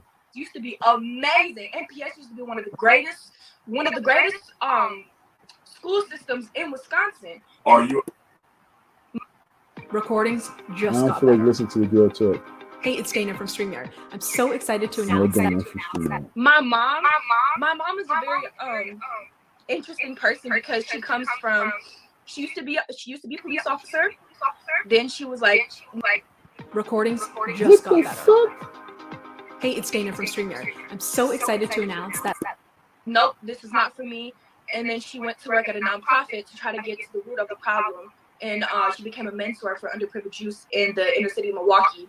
But she will never have my experiences. She will never be able to fully relate to what I'm going through. And sometimes I get like, Mom, you can't say that. Well, do you see what this young lady's really going through? This crisis she's going through? She's going through such a major crisis. And that, they're going back to what I'm saying, a lot of it, when he go in that mixed race, when you go with that tunnel, because he's going to run in that tunnel. He's looking for all sorts of help right now. He's only thinking finances right now. As he's listening to this girl, he's thinking about finances, okay? But he's going to go in this tunnel. And this girl is dealing with a situation where her mom's white, and her mom's trying to do everything that she can, basically to, let her daughter know that, she understands. But she's like, no, you don't understand, because look at me, Mom, I'm half white and half black. You can never understand. So the type of world impression she got and that she's throwing at her mom's is such a devastating pressure that is in so many households. Can you just imagine that shit? You don't understand. And they like, surely I do understand. How do you think you came into this world? Before you came into this world, I was dealing with something before you, girl. So how you think I don't understand? And that's why you need leadership that can get these young people to shut the fuck up sometimes, so that they can really understand that, no, we do understand. Y'all need to just chill and vent in a way that we can work together as opposed to working in friction. Like she said her mom was a police officer as well. So do you understand the devastation that was on her? That her mom's white and she's a police officer, and that, Her mom's probably really quit that because of her daughter. Like, yo, come on, mom, yo, my boyfriend black. The pressure. Biracial relationships brings a high level of pressure for the end results, which is the children.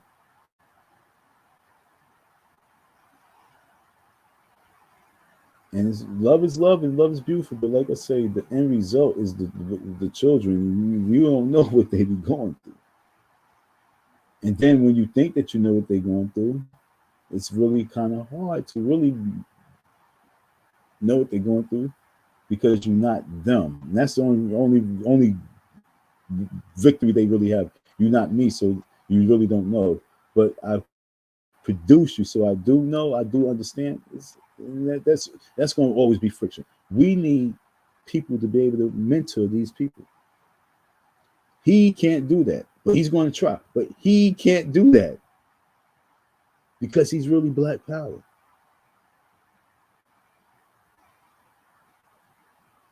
But he's going to run it down. He's going to run down that road. But somebody's going to pull his card. One of these little smart little white boys going to pull his card.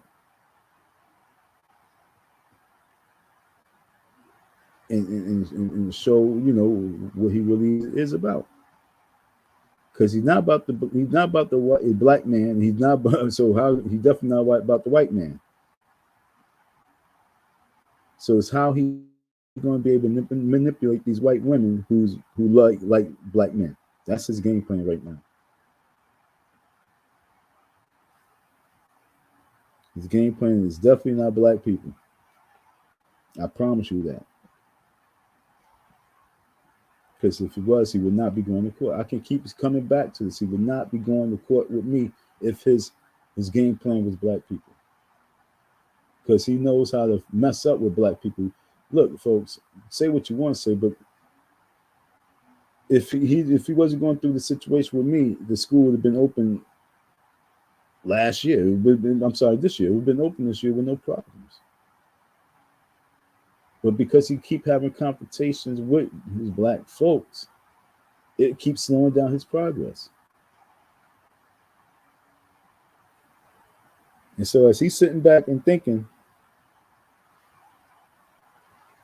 he's going to now utilize the whole biracial movement, the whole mixed race. He's going to use it whether you're black and Asian, whether you're black and white, whether you're black and Chinese, well, that's Asian, whether you're black and Spanish. He's going to run with that. I promise you, he's going to run with that.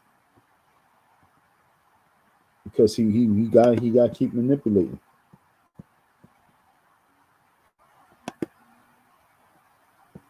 Did you know that in Texas, rifles can be carried in public without a license? Whereas in Florida, no open carrying is. What's a New Year's resolution? What's something we need to be proud for as a people? I feel like we all need to come together, and we need to support each other. Like, there's communities, there's Chinatown, and even closer, Norristown has a lot of Mexicans, and that's close to Philly, and so they all support each other. They popping up with they corner stores and stuff, and that's where they go. They got a laundromat, they all at that laundromat. If they got a store, and that's where they go. So I just feel like we need to open up our own corner stores. We need to open up our own laundromats, and everybody should patron those places. Wow. Going back to saying, this is the generation we've been. See, look, they in the last 4 years, with the whole movement that's been going on the last 5 years, the movement with the whole black movement. Like I said, the black and all races has been hypnotized. The culture is what it is, yo. People want the culture. People want to be part of the culture. People want to be part of this lane. This is really race wars. And it's really just two. It's really just two. And everyone's want to get in lane. They want to fall in place. They want to fall in place. And it's so sad because you have this individual who believes that and only thinks that the only way that he can do anything is by having his own building And that's the only way he can do anything. She's from Philly. She talked about Norristown. She talked about look, I've been driving around. I believe I done came across a lot of areas where she be like what she talked about. I be like, damn. A lot of places is just like, how they got the community rocking right now? How they, like she said, they patronize. It's not how, but it's like, why the fuck our neighborhoods like just falling apart? It's because you have people like him who's faking the funk.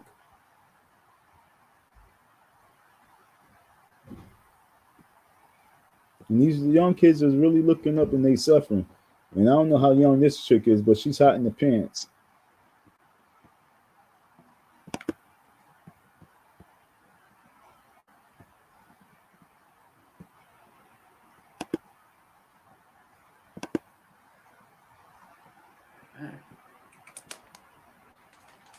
I couldn't show y'all some of the people in my family. My goodness, y'all. That's my good friend, Sister Sophie. Send your. Say it again. I said, send your resume. Cut it out. Bye, Sophie. Bye. All right. That's my good friend, Sister Sophie. Yes, she's black. Goodness gracious. Who we got next?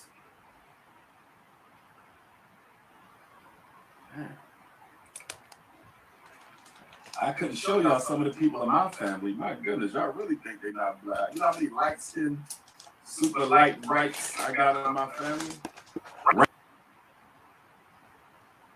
Like I say, folks.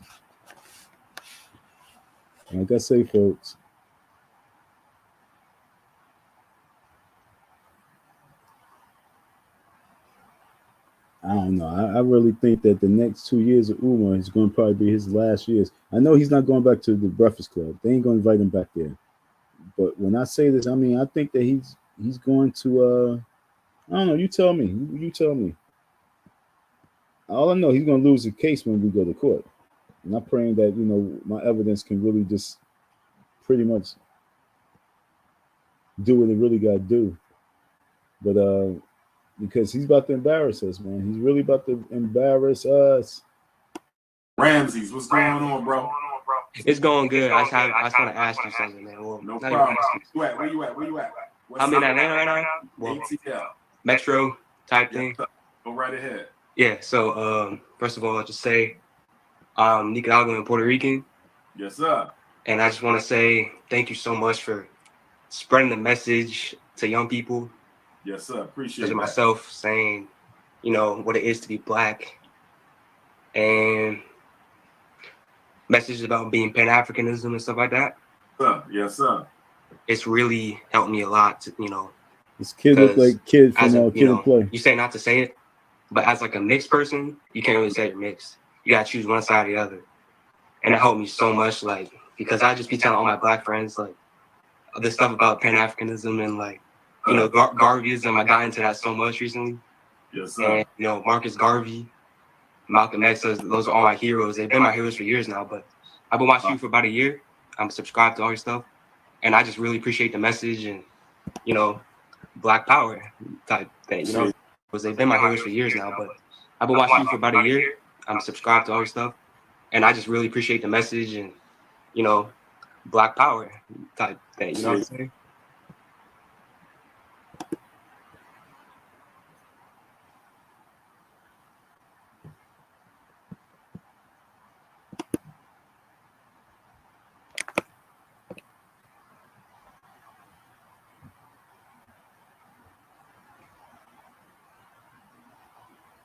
It's so beautiful to see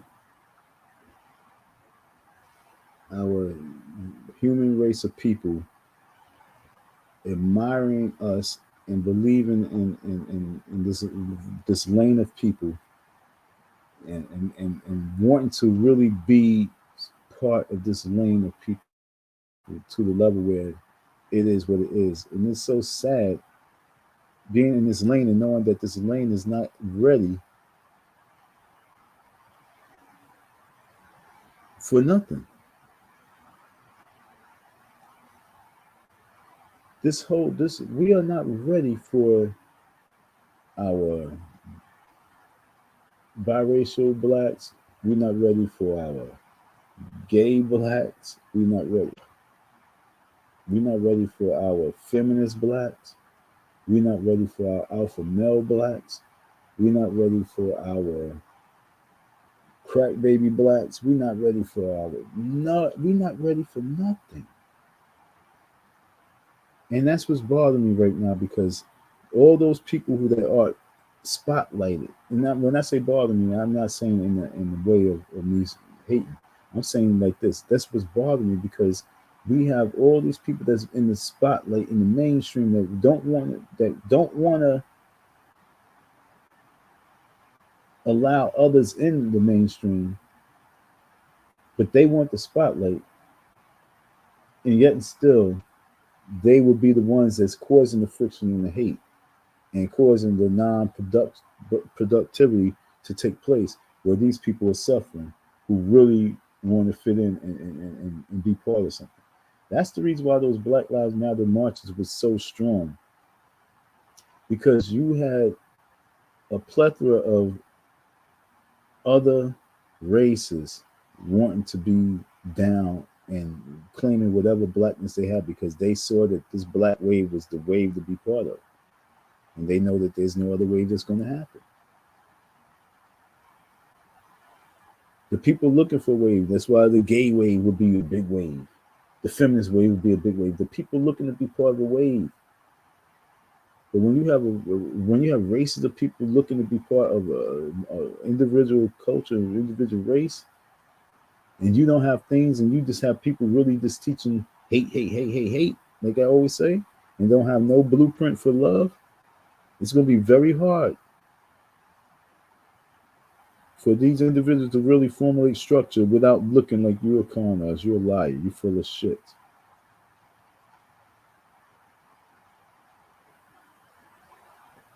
That's why I love me, because I really played sports and I played on teams and I had teammates. I played baseball. You don't get no whiter and no Spanish than that.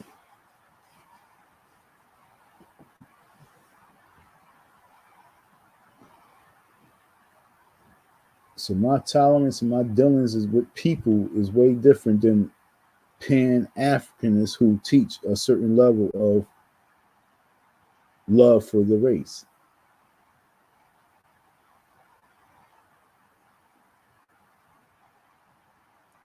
So like I say, if we're not about to be ready to crush heads of the serpent and crush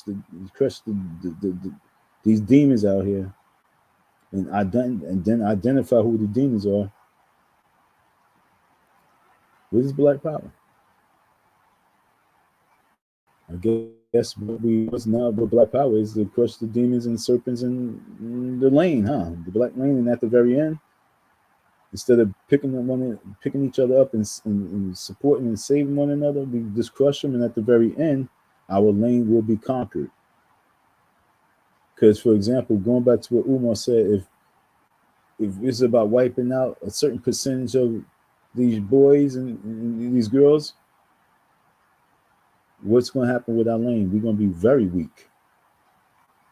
And to infiltrate the lane now, especially when you open up the door for these folks who believe that they, are entitled to the lane, they're going to take over the lane.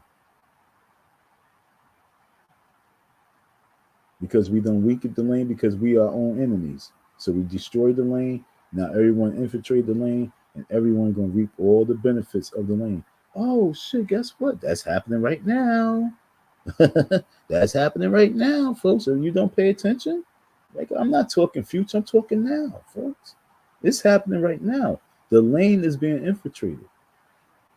And because Umar Johnson is sitting back like this, all he's thinking about is fattening his pockets and building more schools. The lane is infiltrated. He's gonna flood that door. He's gonna flood that door. Because you already know he loved the the Asian women.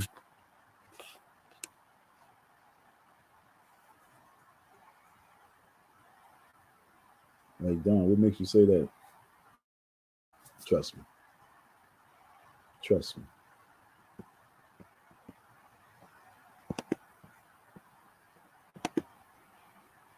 Appreciate you. Appreciate you. There's a brother by the name of Arthur Schomburg. Have you ever heard of him? No. I want you to research him. Okay. Arthuro. Arthuro Schomburg. Schomburg. He was an African Puerto Rican, very close friend with Marcus Garvey. And he founded the largest collection of African documentation in the world. And it's in New York City. It is known as the Schomburg Center for Research in Black Life. You have to visit it. You have to visit it. It's part of the New York City I put together public something in that library library. system. I used to live. Oh, you used to live in New York? Yeah, I used to live in Brooklyn. I moved to Georgia. Okay. Yeah. Okay. You got to check him out. Arthur Schomburg, Puerto Rican African, identified with his African roots, and he was one of the first Black men to systemic.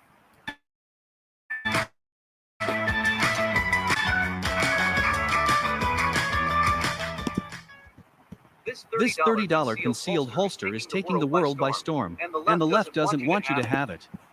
Systemically study our history. He was one of the first ones to do it, and he was doing it before Carter G. Woodson. And Carter G. See this Woodson little young boy? got named Father of Black So history excited. because he had a PhD from Harvard. Extremely excited. See, with the Harvard, he was given that title, but Arthur Schomburg was studying Black history before Carter G. Woodson, and he used to write for Marcus Garvey's Negro World newspaper. So you want to check him. Arthur Schomburg. This young man was sitting in the talk. I don't think that, that was the end result of what he was sitting here to have a conversation. But Umar, everybody who comes on, it's like he start interviewing them and not really allowing them to throw whatever it is that they want to say out to him. It's just kind of funny.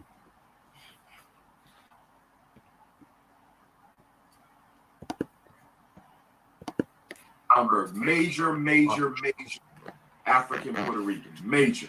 Got you. And one more thing. I went to I'm on vacation right now. And the last day of school, we have a ROTC guy, the major. I went in there because I had a bunch of free time, and he's Black. And he asked me, "Would you ever join an ROTC?" So he's on his and I was rebel like, I don't shit. know. I don't really align with the ideals of of America.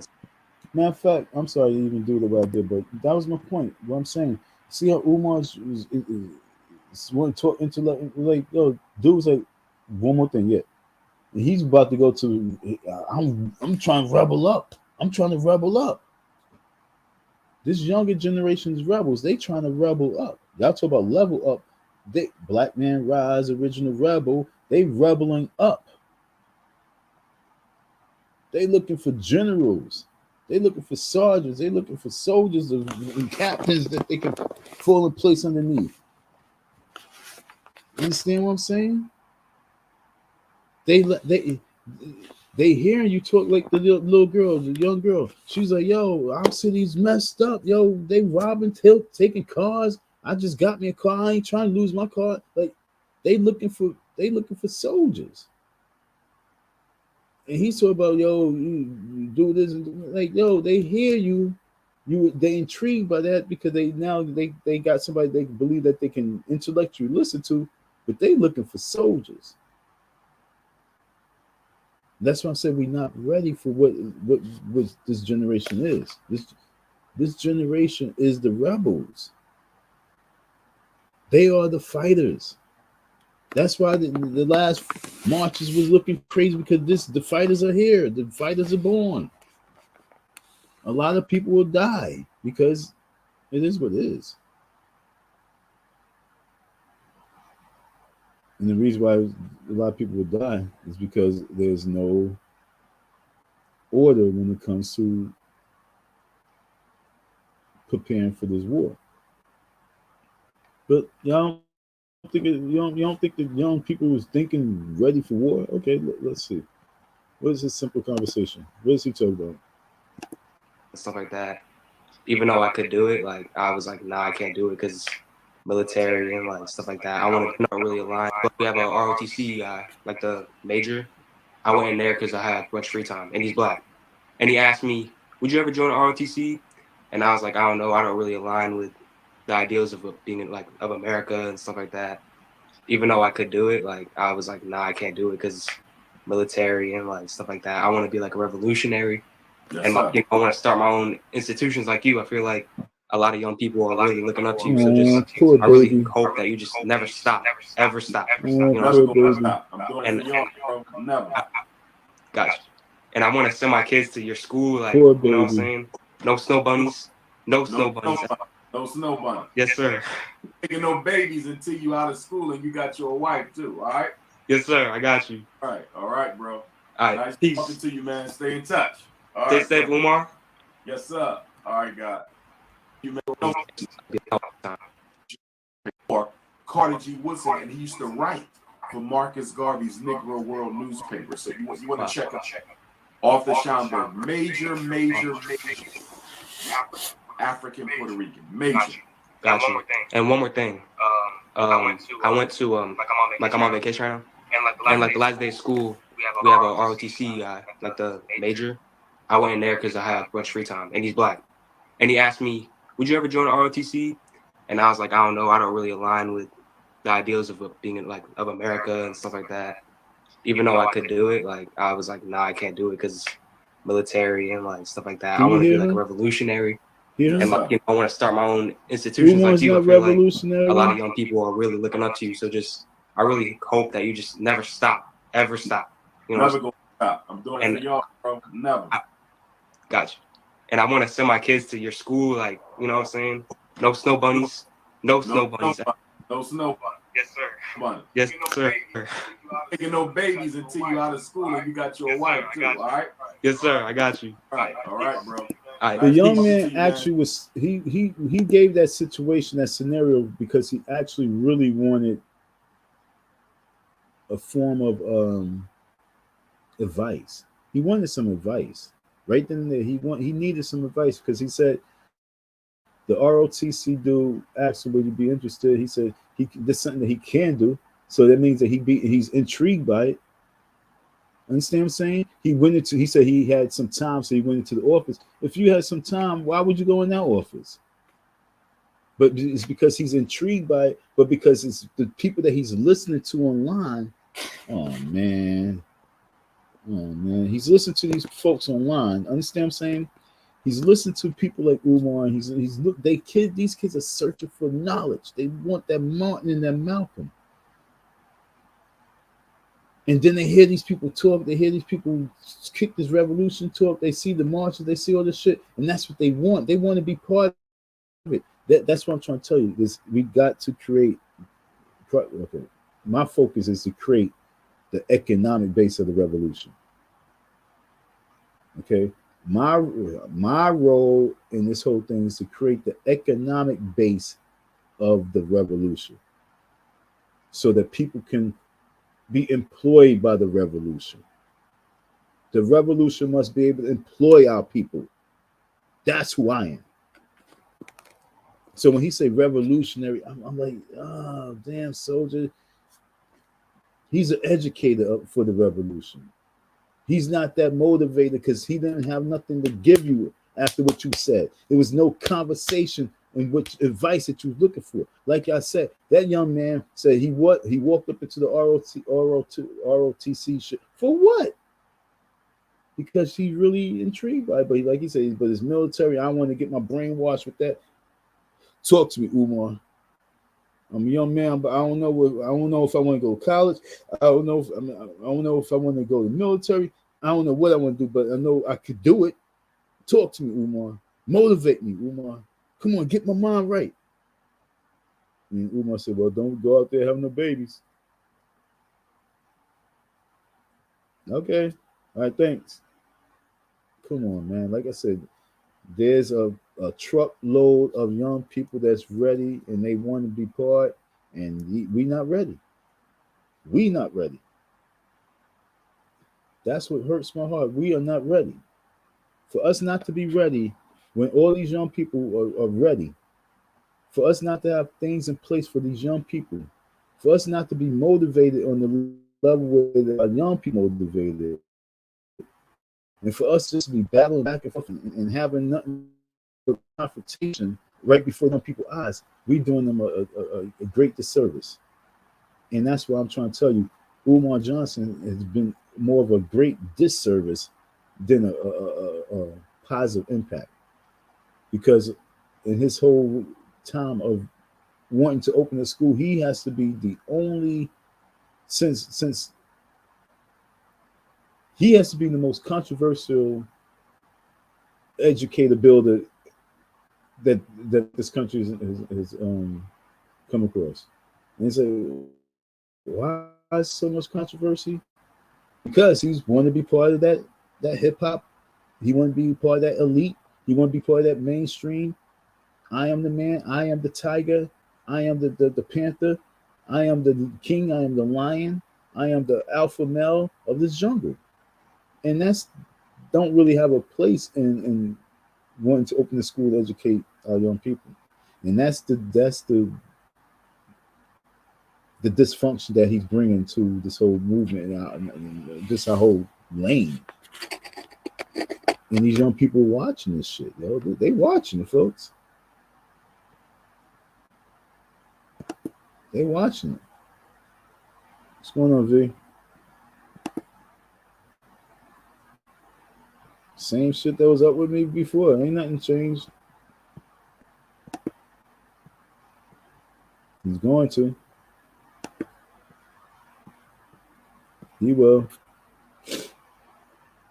So yeah, so what we talk about is the fact that when you look at this group of people, these white people, these biracial kids, these kids who got black fathers, black mothers, white fathers, white mothers, those kids who's looking to look up to someone is looking at this man, and this man, like she says, did he pay you yet? Is he going to court?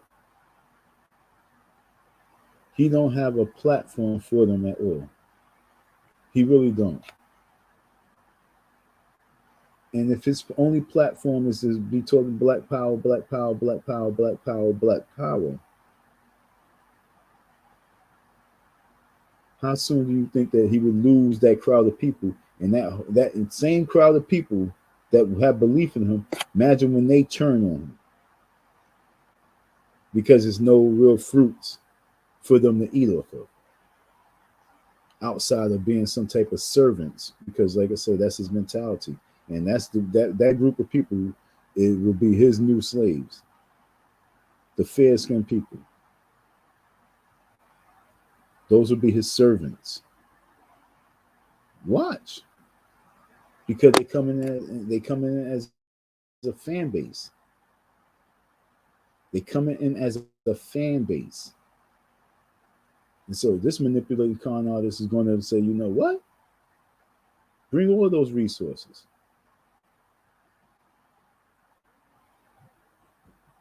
So that's me. We go to court in 2 weeks. I just wanted to bring this little stuff up because this is what he's talking about.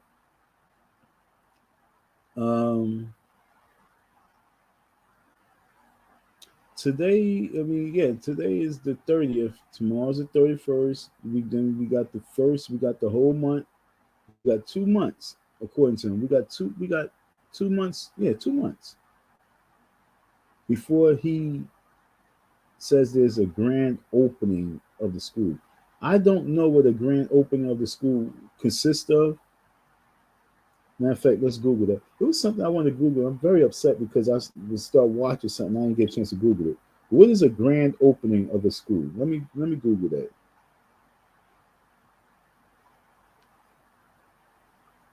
What is a school grand opening? Here are the business hours for what is a school grand opening near Philadelphia.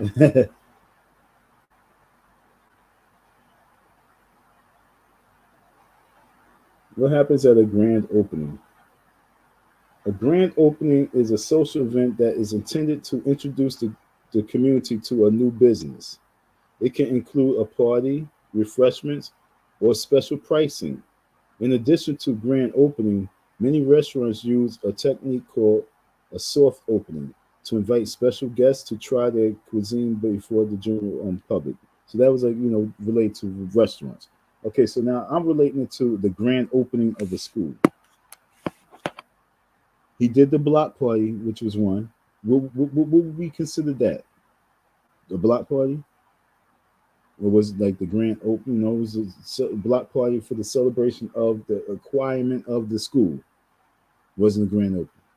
The next year it was the second block party. It was just the anniversary of the acquirement of the school. So now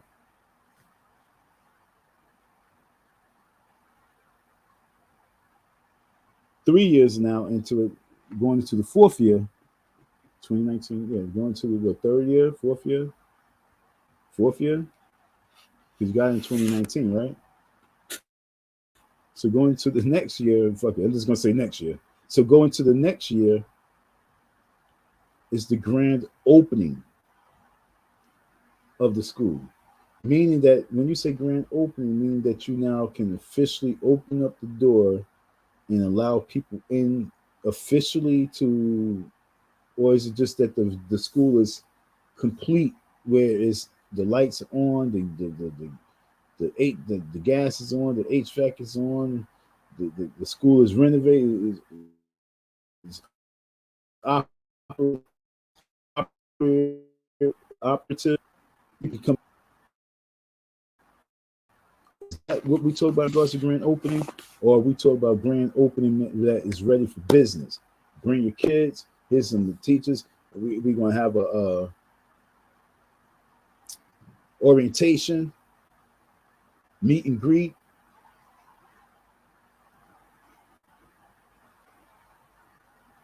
What's the grand opening going to consist of that's going to be different from the block party? What's the difference of the grand opening to the block party? What? Because you're going to allow the people into the school, and that's the grand opening? Or is this a showing, a viewing? Get the words right. What's the grand opening?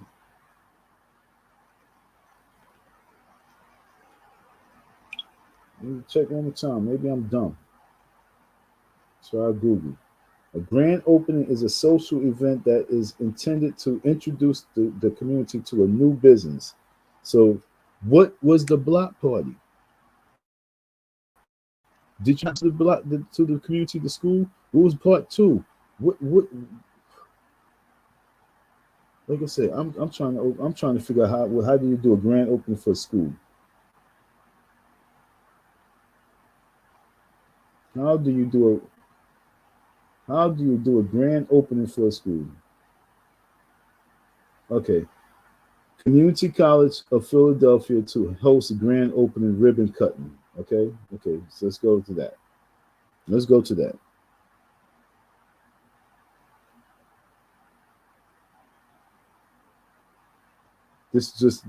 just took place August 17th of 2022. Okay.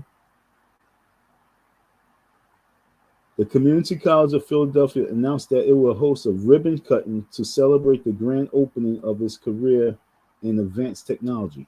So now, see, he said grand opening. So now, watch him get a ribbon now. Now that I say it, he's going to get a ribbon to cut.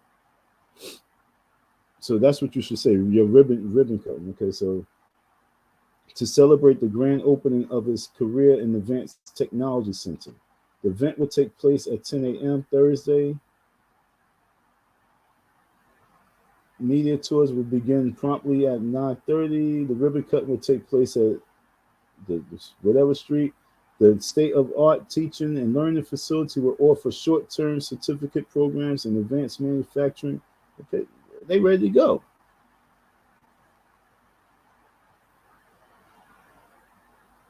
I'm trying to see, okay, they do the ribbon cutting, then when they ready to operate. Understand what I'm saying? after they do the ribbon cutting, they're going to be ready to operate. The people want to know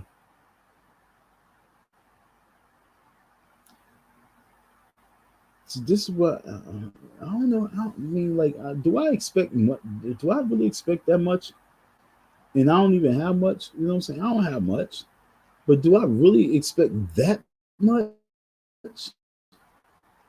What all I'm saying is, like, for you to announce that you're doing a grand opening, but we don't know how many teachers. We don't know where the teachers. We like you just said to the young lady that she sent her resume.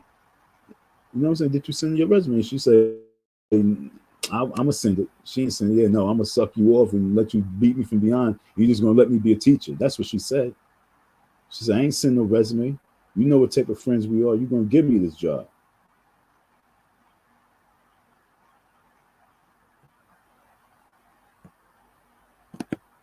I'm gonna lose my train of thought.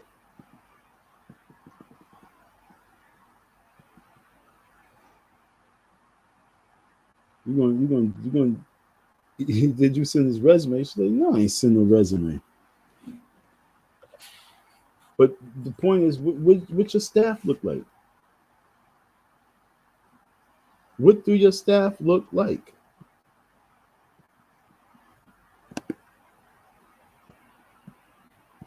What's something we need to strive for as a people? I feel like we all need to come together. They got a laundromat, they all at that laundromat.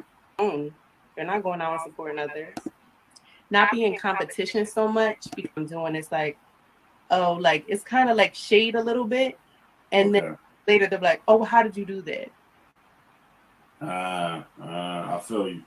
A little bit too much competition. Mm-hmm. Wow. I can feel you on that. I can feel you.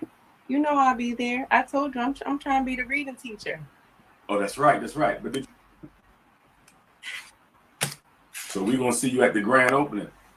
You know I'll be there. I told you I'm trying to be the reading teacher.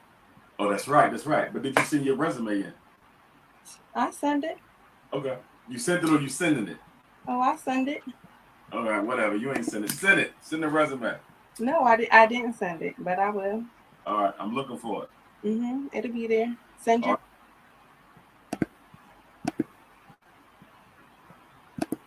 You understand? What did she say? Send your resume. She ain't thinking about sending a resume. No, I'm gonna sleep my way into there. We good for that. How many women is thinking that they're gonna sleep their way into the FDMG? How many women think that this man is weak enough that they can sleep their way into the FDMG? Well, we about to see some funny shit real soon, folks. We're gonna see some. I'm gonna be the she says she's gonna be the reading teacher. So did you send your resume? I send it. No, that right there itself. He was supposed to say, well, right now we already have a reading teacher. Oh, did he just say that? Oh, let's go there. Watch Dawn. Watch Dawn. Let's go. I feel you. A little bit too much competition. Wow. I can feel you on that. I can feel you on that. So we're gonna see you at the grand opening. You know I'll be there. I told you I'm trying to be the reading teacher. Oh, that's right. That's right. But did you send your resume in? I send it. Okay. You sent it or you sending it? Oh, I send it. She says she's trying to be the reading teacher for these young boys. I don't want her to be the reading teacher for my young boys. I'm gonna be 100% honest. I think that the all boys school should be 90% men. I truly think the all boys school should be 90% men. That's the way to have a real impact. See, it's like if you want to go there, go there. If you really want to make that impact and change and build up alpha men, you can't have distraction chicks like this. Fuck her and her resume.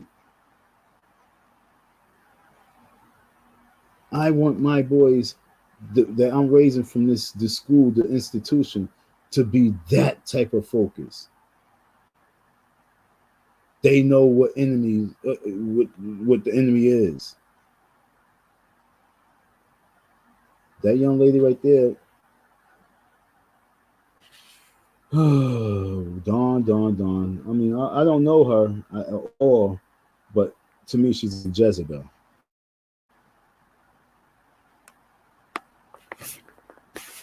This nigga just said, "This why y'all pay attention. Pay attention to retardation." I'm gonna give you retardation. I feel you. A little bit too much competition. Mm-hmm. Wow. I can feel you on that. I can feel you on that. So we're gonna see you at the grand opening. You know I'll be there. I told you I'm trying to be the reading teacher. Oh, that's right. But did you send your resume in? I'll send it. Okay. You sent it or you sending it? Oh, I'll send it. All right, whatever. You ain't send it. Send it. Send the resume. No, I didn't send it, but I will. All right, I'm looking. What did he say? Looking for it. Mm-hmm. I'm looking for it. Yo, time out. I ain't looking for shit from her. I'm not looking for her resume. You know why I'm not looking for her resume? Because wait. No, let me. It was something I wanted to say before. I want him to say something before I say what I'm gonna say. It'll be there. Send your. Say that again. I said send your resume. Cut it out. Bye, Sophie. Bye. Bye. All right. That's my good friend, Sister Sophie. Yes, she's black. Okay. That's my good friend, Sister Sophie.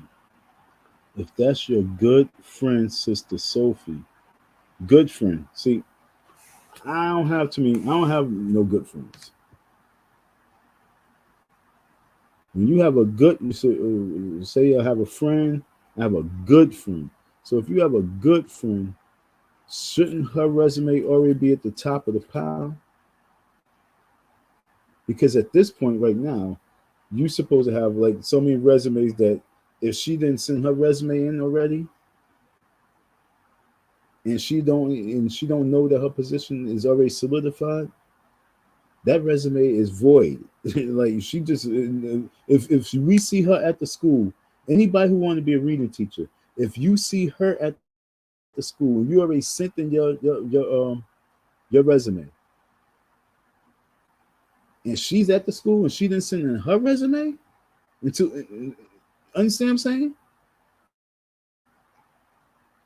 That's a lawsuit right there, because you know it's some type of sexual activity or some type of bias shit, no matter what. But her resume is not even in. We going into 2023 and she don't even have her resume in.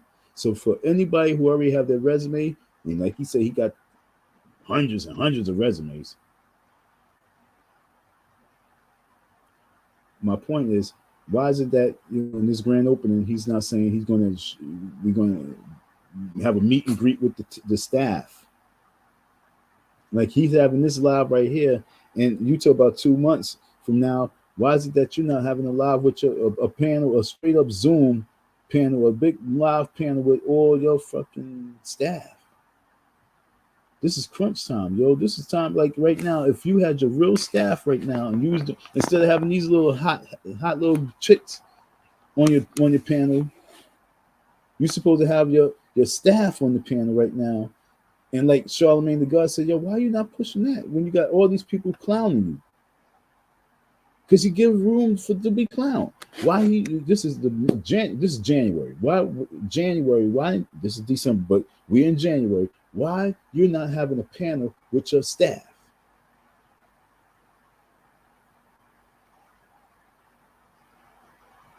Pumping up the people, making the people excited to come and spend this money, to donate $250 for this grand opening. Because they seeing the staff, they seeing, oh, okay, you got such and such, or she gonna be this, or you got such and such, he gonna be that, oh, you gonna be that, you gonna do that, oh, you got a horse trainer? You really gonna get, Why are we not seeing none of the above?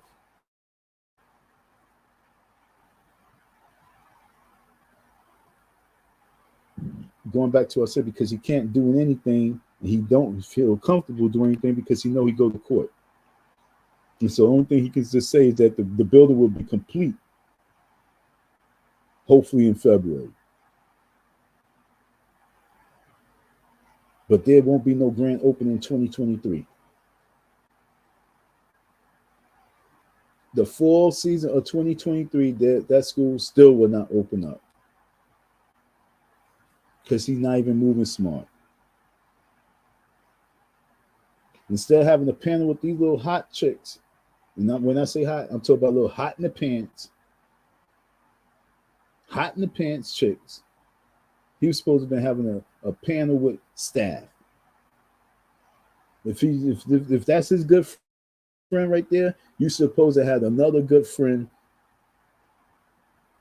that's more included with the building itself, that could have been having this conversation with you, that could have been getting money to come ringing in.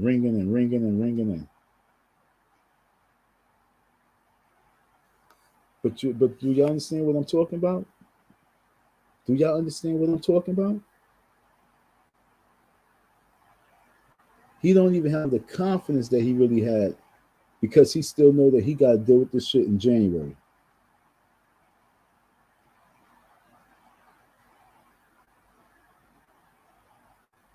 And it's the middle of January, so he don't know what's going to happen.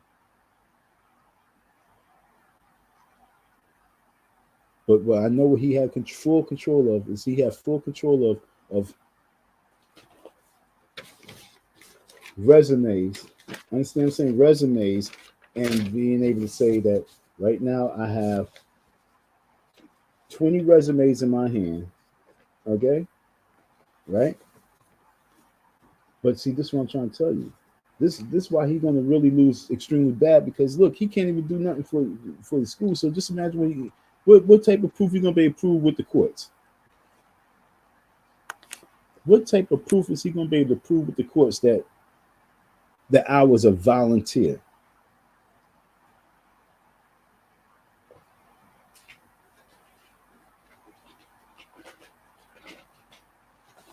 What proof is he going to have?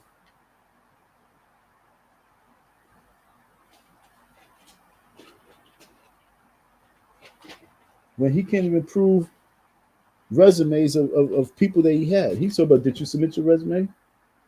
He's, you know what I'm saying? And she's talking about, no, like, yo, you supposed to be like, right now, like, I have 20 resumes of 20 individuals that I have right now that are major contenders for my math department.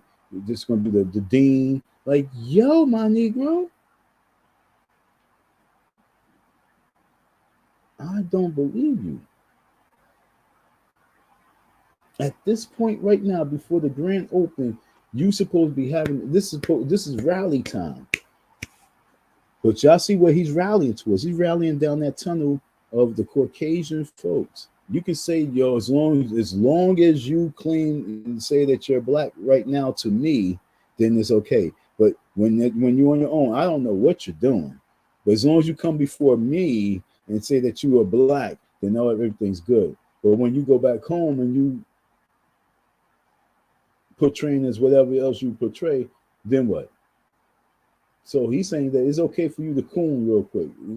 Just coon for me. Just give me that money, coon around, and whatever. Then when you go back, it is what it is. That's come on, man. So like the young kid said, I mean, I know you can't say mixed, but you either got to claim it. So black. No, come on, man.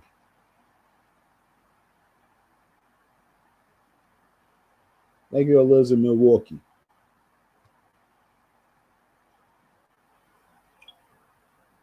Let's see what Milwaukee population is. What is the demographics of Milwaukee? Race demographics. Here is information from Census Bureau. Okay.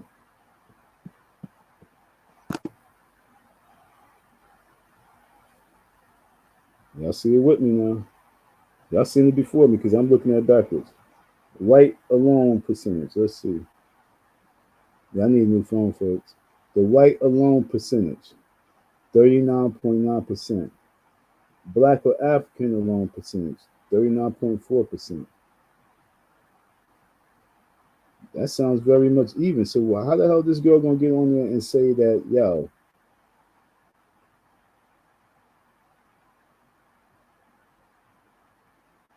that all the schools out there is for the white people?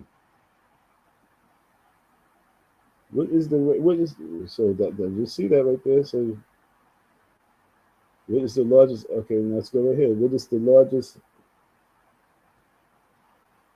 ethnic group in Milwaukee?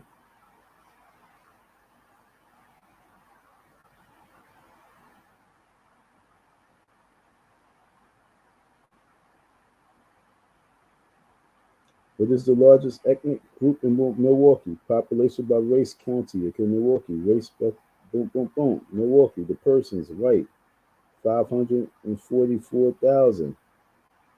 Blacks, 200 and some thousand. American Indian, Alaska, Native, 7,000 and change. What's the Spanish population? I guess that's everything else. Okay? So that was very interesting. Milwaukee is predominantly white. He talked about, well, the way we're gonna make a change in Milwaukee is we're gonna bring my FDMG school with the red, black, and green flag and plant it right there in Milwaukee. We're gonna make a change.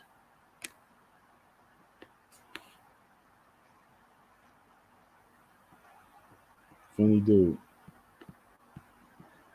Like I say, know the demographics, man. But goodness gracious, who we got next? Even that right there, goodness gracious, that means the people in the chat was really going in a little something, because they like, yo, come on, dog. I mean, it's respect and love, but come on, dog. But like I said, he's reaching for something else because he done milk that cow as much as he can, yo. Right now, he's sucking off a couple of nipples on this black cow, the black woman. He's sucking on a few nipples. Like one or two. But right now he's trying to get to a new farm. Okay, he's trying to get to the new farm. And you know what that new farm is?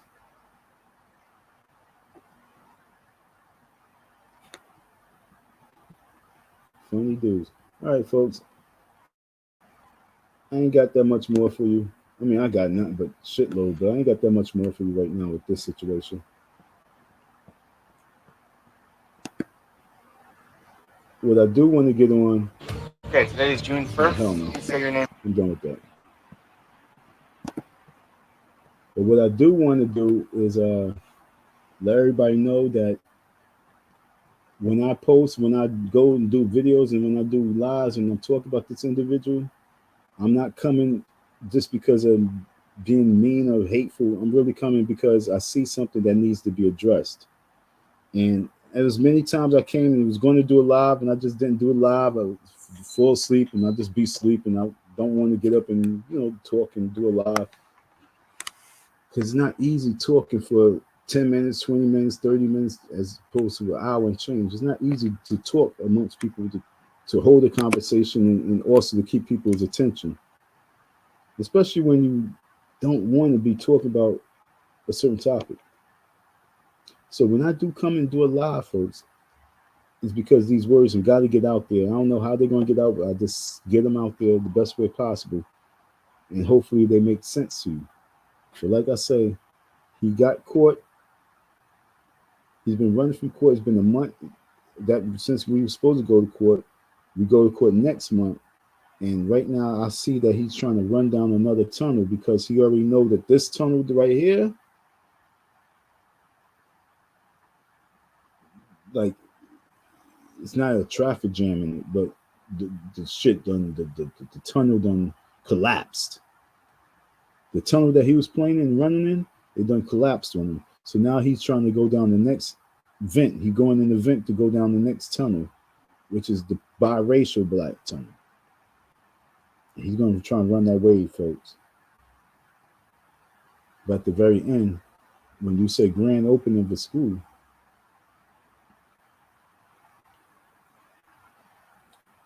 there's no grand opening of the school, because that means grand opening means that it's ready for business.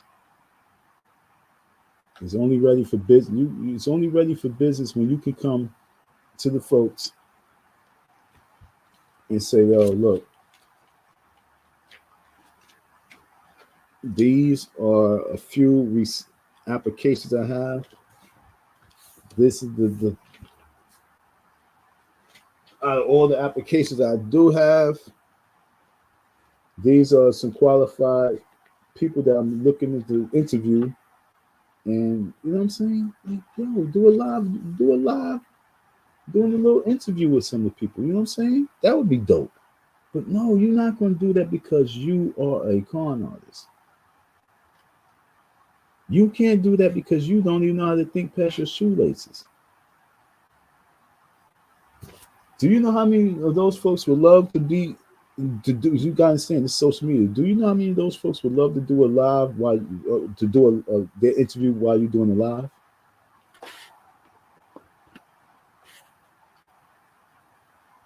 Even if you just straight audio. But if this was me, that Cash App is never going to stop ringing, because there's so many directions to go when you're doing right. I'm dropping jewels for you. Like, I'm dropping straight jewels like a consultant, yo. Each department, I would do a live 7 days a week. I would have each department do a special live and a special fundraiser with each individual from the department. Well, this is a brother such and such, and he's from Wilmington, Delaware. He's been out here. He's been a teacher such and such, or he's a graduate student. Like, you know what I'm saying? And he's going to be the head of the education department. You know what I'm saying? Department, of this and that. You're like, yo, what the hell? This is the budget that we're going to need for this. This is his itinerary. Like, yo. That's how I know that this court situation is going to reveal a lot. It's going to reveal a lot, folks, when we go to court.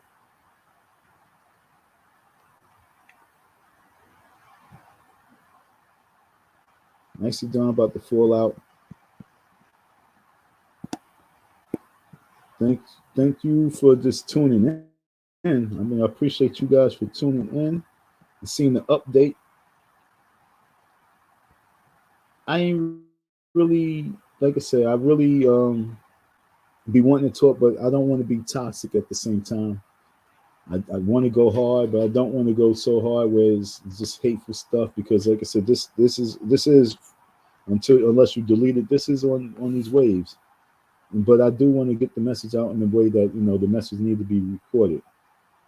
But I also wanted to touch on what I've seen, and I see this dude about to run down this tunnel, and he's about to manipulate all these little boys and girls who are like I say, of mixed family, and they have a little level of confusion and depression and trying to fit in. And he's going to manipulate that and use that for the income that he can. And at the very end, he ain't got nothing for them. He don't have nothing for them. He don't even have nothing no input to give them.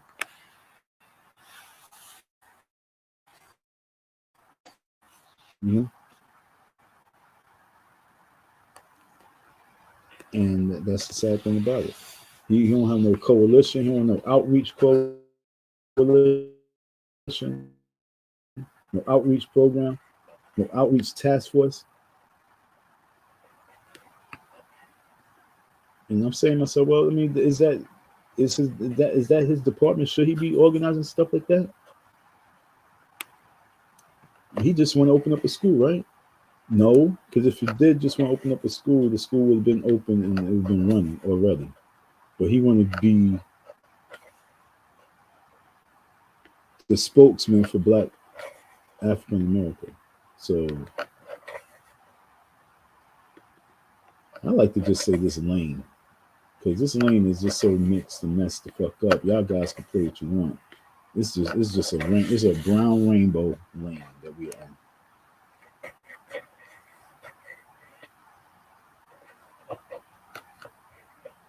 So with this lane right here, folks, we need some adjustment. Definitely need some adjustment. Shout out to all those folks who tuned in. We go to court, like I said, in 2 weeks. Countdown is on. I had something. Oh, fuck yeah, I'm bugging out.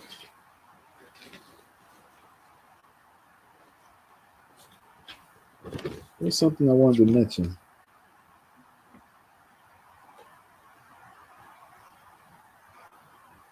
Oh yeah, that was for the other live. Got that off my chest when I get the bone. Okay, got that off my chest. Okay. Like I said, it's a bunch. I have a bunch of stuff, but I don't really want to go into all that stuff. But I really had a bunch of stuff to talk about. She probably had questions. Yeah, I mean, these kids came on. He really kind of like took it over and didn't even allow him to talk. And I'm not going to allow him to do that in the courtroom. I'm not going to allow him to like over talk the judge. I'm not going to allow I'm gonna get in trouble. I ain't going to lie. Because in this court, I'm not going to allow him to manipulate nothing. I'm not going to allow him to do none of that Umar Johnson shit. This is honestly, you guys gotta understand that this day is my spotlight day. This is my day to shine. So I'm not gonna allow him to shine. I ain't gonna allow him to even try and show no intellect. Nigga, just show proof. That's it. Shut up.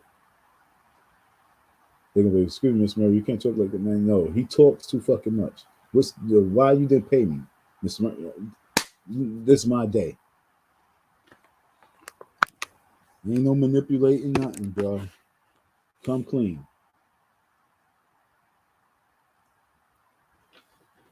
Why you lie and say I was there volunteering?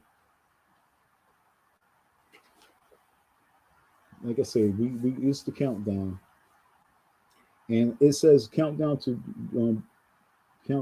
before Umar go to court for unpaid wages and slander. So right now I'm working on the slander package. I'm working on that whole slander package. I'm going to have my shit really in order. You know what I'm saying? We're going to talk about the revenue. We're going to talk about the duties. We're going to talk about the slander. We're going to talk about the social media. We're going to talk about everything. I'm going to have everything broken down. I'm helping you out right now, I'm getting you prepared for me, because we're going to have a conversation about this. Countdown. And then I'm going to figure out how I can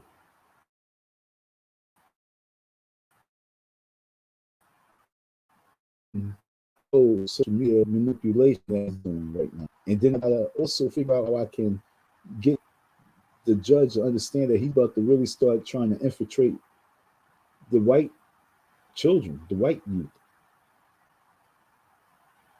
Oh yeah, I got to figure out how to finesse all that into the conversation to relate it to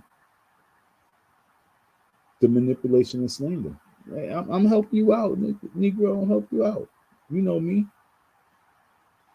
I play poker and show you my hand. Just because. Make it more interesting. But that's where we at with it. That's where we at with it. So we're going to have this file for that. We're going to have that file for that. This file for that. And when we say slander, oh yeah, Tiffany. Oh yeah, Tamika. Oh yeah, all your people's in crime. All your people's in crime. Slander. Oh yeah, we got everything together. And if the only thing that you can say is that this man has been threatening me, if that's the only thing that you can, putting out threats, If that's the only thing that you can talk about, then you gotta go to the mentality, the mindset of this man's of why is he at that level now where he's ready to go online and let you know that he's ready to attack you if you don't get his money. So if that's the only thing that you want to run off of, then run off of that shit. I'm cool with that. I want you to. I want you to let them know that this is the level I'm at. Because then I want them to know that they need to handle it. Otherwise, they allow you to get hurt. That's where we at with it. That's how I'm handling this situation. They need to know that if they don't rectify the problem, they will be rectifying it on a different level, and it didn't have to go there, and it shouldn't have went there because all they had to do was give justice to the highest level. Because this is where you get people to be at trying to open a school, huh? This is where you got people at where you would. Who gets people to be at a level of this when you just try to open a school? It's because of all the bullshit in between. Complete disrespect. So I'm not going to allow you to manipulate nothing in that church. I'm not even church, that court. I'm not going to allow that. I'm not going to allow that.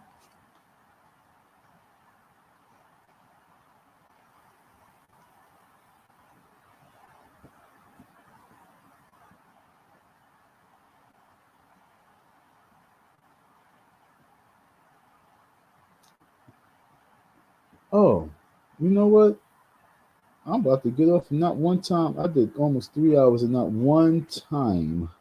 That's some funny shit, yo. I'm really different with this now. Not one time did I say, hey, folks, which I wouldn't mind.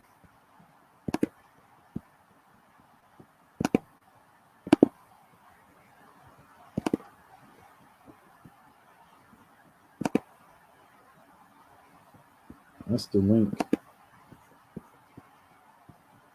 What time is it? It's Friday. I got a little time. It's all good. It's all good. So that's the link. Y'all want to talk? We can talk because I'll be missing the chat. I take a look over there and I'll be zoning out. A lot of times I'm not even looking at the screen. I'll just be zoning out. You know what I'm saying? So I'm not even looking over there. But I'm just real confused on you, Q. You said I'm not sure what city you are in, but have you brought your complaint to legal aid in your city for counsel?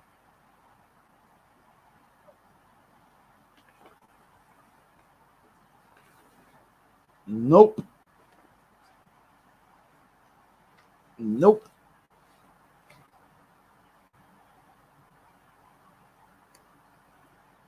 Nope.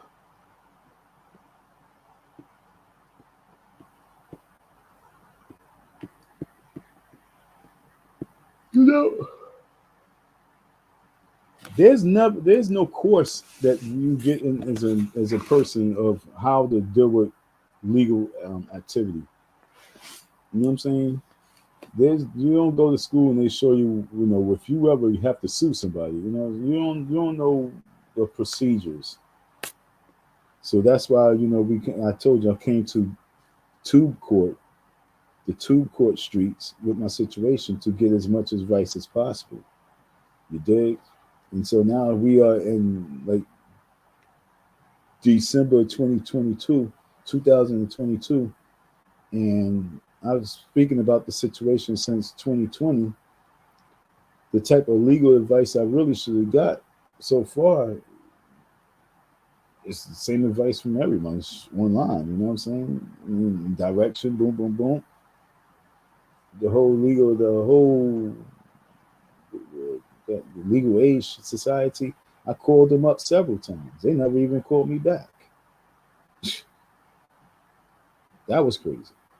Like, I was really going through some stuff. Like, yo, what the hell? Why they didn't hit me back? Why they didn't call me back? Like,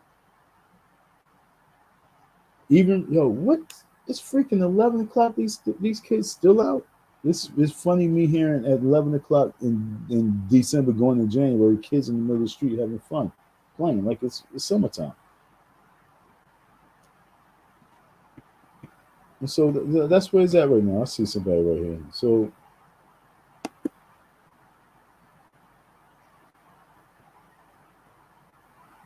see. What happened? I see you. I see you in the back, but for some reason it's not popping up. You there? Oh, there you go. What's going on, bro? Yeah, I was asking you. I was very curious about your civil complaint. But I was asking you, every city in the U.S. has what is called a legal aid society. Legal aid. I'm not going to say legal aid society. And most of these attorneys within these cities, they have to do pro bono work. It wouldn't hurt for you to bring your complaint, your concern, to them and ask them for legal counsel. It's in every city. If you call, let me see, in Louisiana, we have the Louis Martinet Society. I'm not sure. Where did you file your civil complaint? Did you file it in Delaware or did you file it in New York? The case is in Delaware. The Delaware, okay. So I'm not certain. You can probably call, well, I mean, if you elect to do it this way, you can call the Bar Association within the state of Delaware and ask for the number for legal aid. And you contact them, man. They can give you the points and anything you need on this case. Because, I mean, there's some things that people think that they know relative to filing a civil complaint. You know, it helped them a lot if they can get some legal counsel.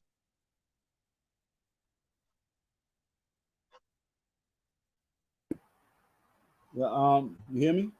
Yeah, I can hear you. Now, I agree with you, but like I said, it's so very weird. But when I called the office sometime last year,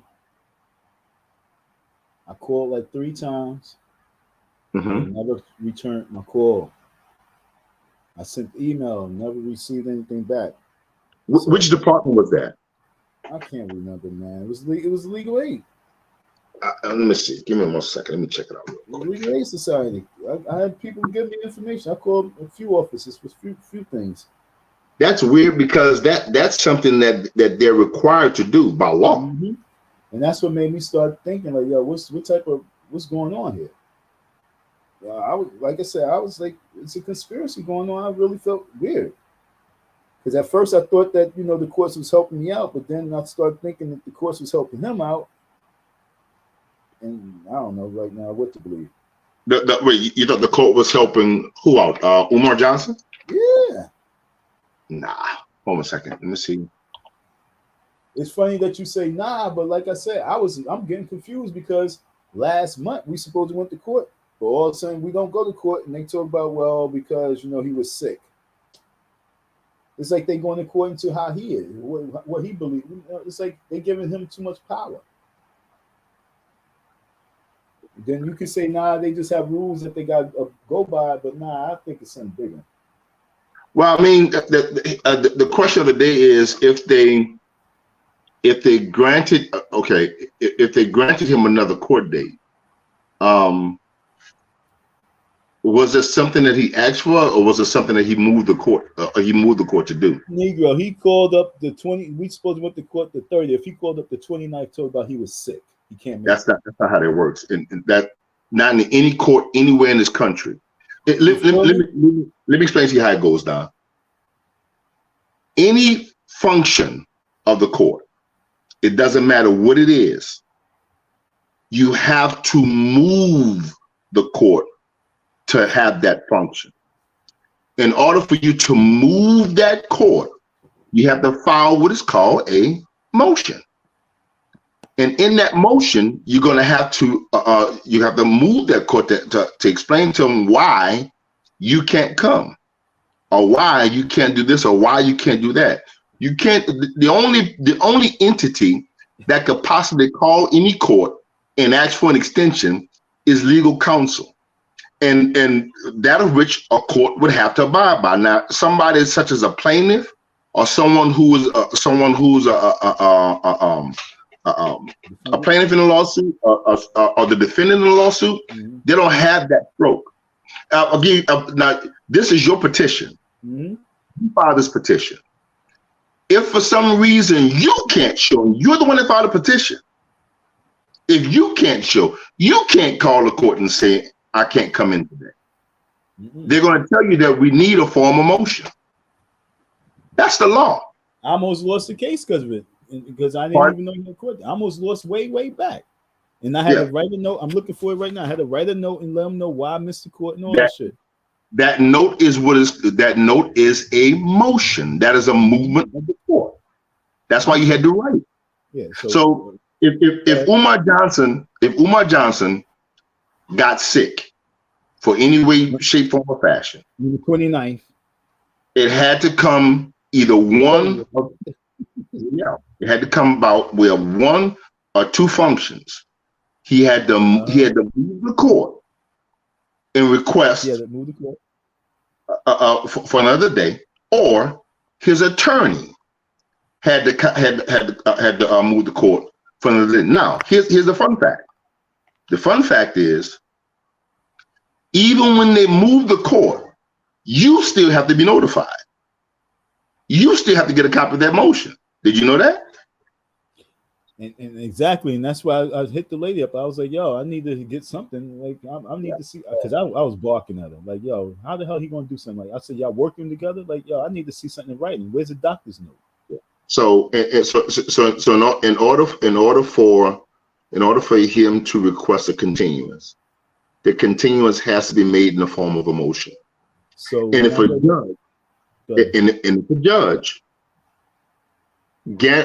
judge gave him that authority, that judge by law has to put that in writing as to why he or she gave that authority. Now, if you feel as though that was unethical, then you can go a step further. Exactly. Okay. Just as you are a citizen, you have laws that you have to abide by. When you're an attorney, an officer of the court, they have rules of representation that they have to abide by. When you are a judge, do you know what you have to abide by? What's that? The judicial canons. Okay. One of the judicial canons in the state of Delaware, I don't know what all of them are, but one of them state that you have to avoid the appearance of impropriety. That's the law. Now, if you feel as though that was improper, or they allow a continuance, then you have to bring that before the judiciary, and that judge can get into a lot of goddamn trouble behind that. My point, exactly. I'm about to cause problems. I'm trying to tell you. So, but nevertheless,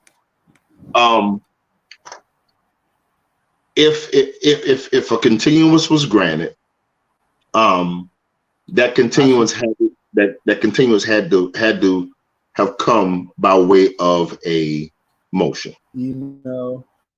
And I should have received a copy, though, right? Pardon? And I should have received a copy, right?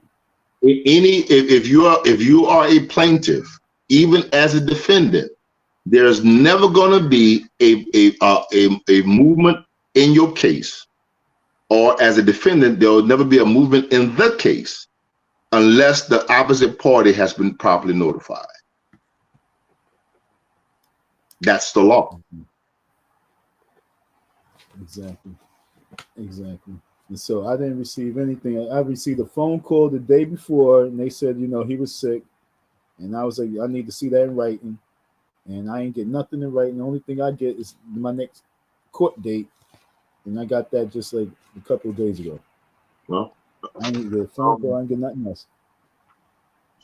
I mean, like I said, I'm not 100% certain of the reasonings that the judiciary granted.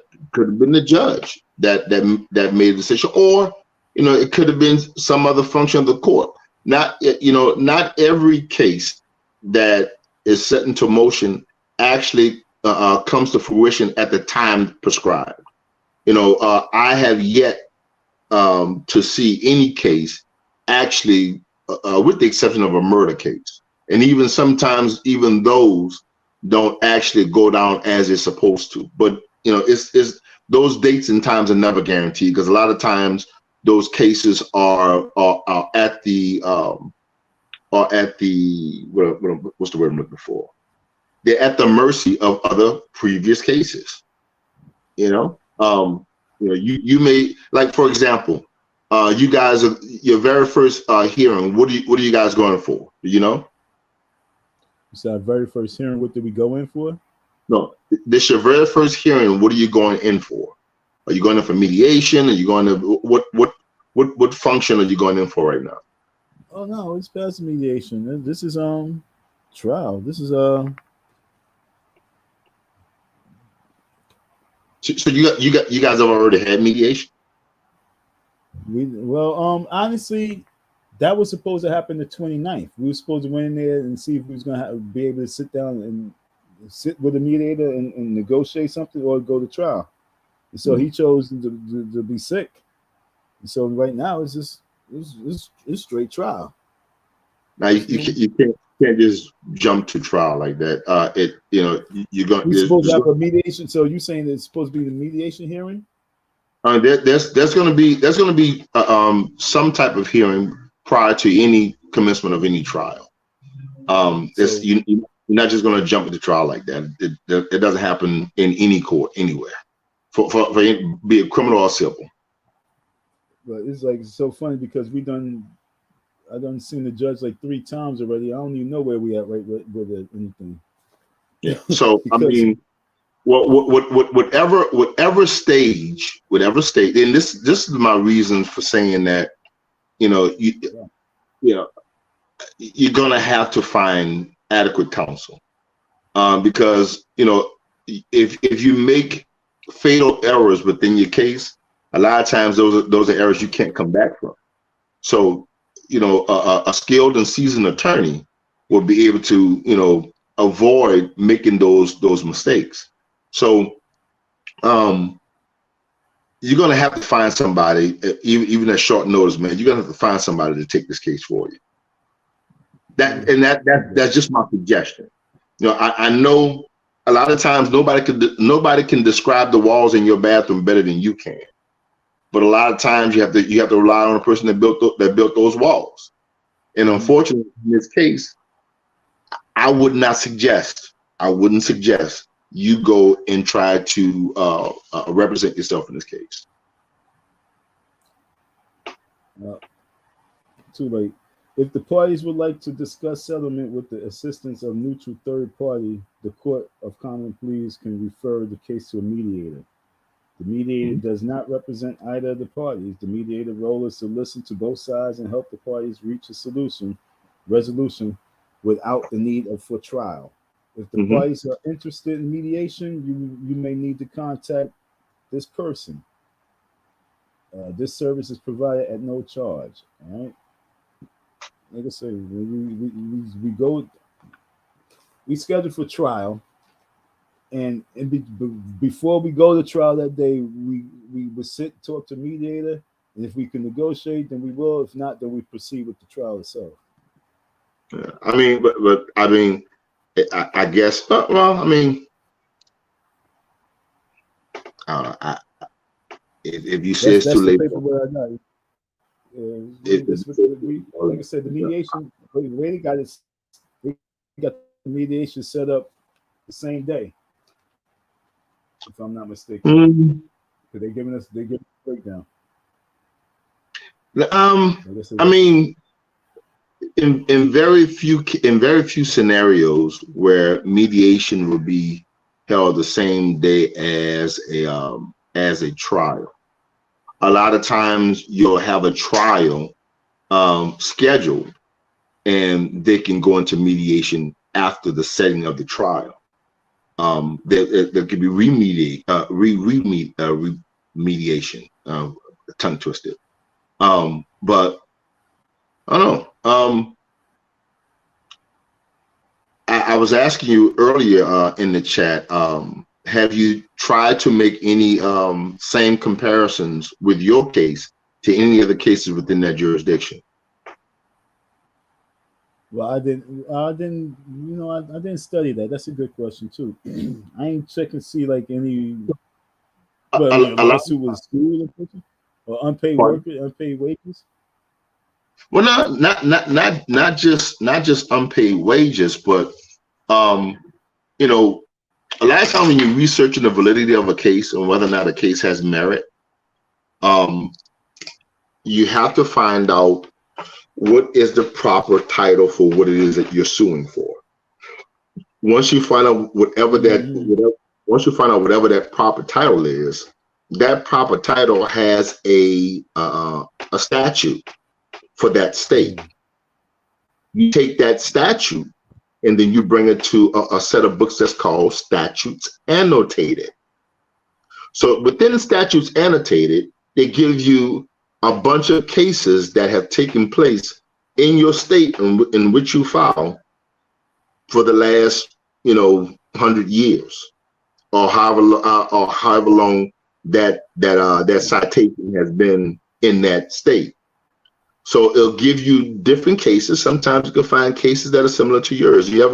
Whenever a judge makes an opinion on something, whether he is for or against the ruling, they would normally cite different cases as a reason of support.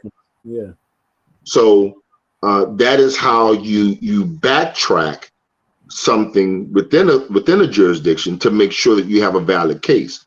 So if you find something in a particular jurisdiction that has been ruled on by a higher court, you're basically telling this judge, don't rule against this because the higher court has already said you're fucking wrong. Mm-hmm. Follow me? What would I search under? Yeah. Well, what are you suing? What are you suing for? Unpaid wages and slander. So you have to go in, and this is where some of your homework will come in. You have to go into the state of Delaware, into their what do you call it? The Code of Civil Procedure. I'm not sure if that's what it's called, but I know in Louisiana and Mississippi and Texas, it's called a Code of Criminal Procedure or the Code of Civil Procedure. You go and you find the code of in the Code of Civil Procedure in Delaware, you find the citation for slander and you find the citation for unpaid wages.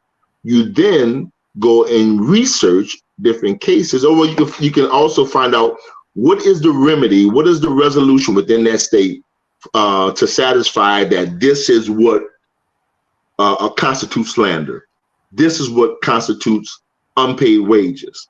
And you have to research your case from there, so that once a judge tries to rule against you, see, the fun fact is, or the truth is that even though the judge may know something that will help your case, in other words, if you run into a roadblock, the judge is not obligated by law to tell you that roadblock is there. It's not obligated. No, hell no, no, indeed. So in other words, if there is something within your case that basically a case, citation of law that will help your case, the judge is not obligated to tell you that. They're not supposed to. A judge cannot give you legal advice. You said the judge is not obligated. No, no, indeed. You said the judge is okay. Yeah, I know. Yeah, they're not. That's what the clerk said the same thing. So yeah. And once she said that to me, for some reason, like I said, I had to call like 1,000 times to find out like when my next court case. Like, yo, you're not gonna send me anything, so what's the point of taking my address down? Well, they're supposed to. No, but that's not on the court. That's on the clerk. I know she must have got in trouble because when I made my complaint to the judge, when I was doing one of my pre-trials, and then next thing you know, I get a letter like 3 days later from the clerk, you know what I'm saying, rapidly, and then I start getting letters ever since I made the complaint. That is a responsibility of the clerk. Yeah. From the judge to the clerk to the service of process. Mm-hmm. those are your entities that are responsible for getting you your notifications for court. Yeah, so I started realizing I think one of these clerks is really operating for Umar, because for some reason, like I said, things wasn't happening. I was like, oh, maybe he got somebody who know who he is, and they said, oh, who really? Because they see the paperwork. They said Umar Johnson. Well, okay, so I'll tell you this. I said, hold on a second. Gumbo, you make one more goddamn noise, I'm gonna send you out to the goddamn Chinese people. Stop it. Disturbing our lives. I said that one of the judicial canons was that judges must avoid the appearance of impropriety. That is the one thing within city government. There's the one thing within city government that all people within an agency where someone is sworn under color of law, they have to abide by the same thing. A police officer, a judge, a clerk of court, a city council person. They all have to share that same responsibility, which is avoiding the appearance of impropriety. Okay? So if you feel as though a clerk is siding with Umar or in communication with Umar, although communicating with Umar isn't illegal if she's a clerk, even the judge, the judge can actually could actually be in the same country club as a client, as a defendant. Mm-hmm. What they have to forbid, or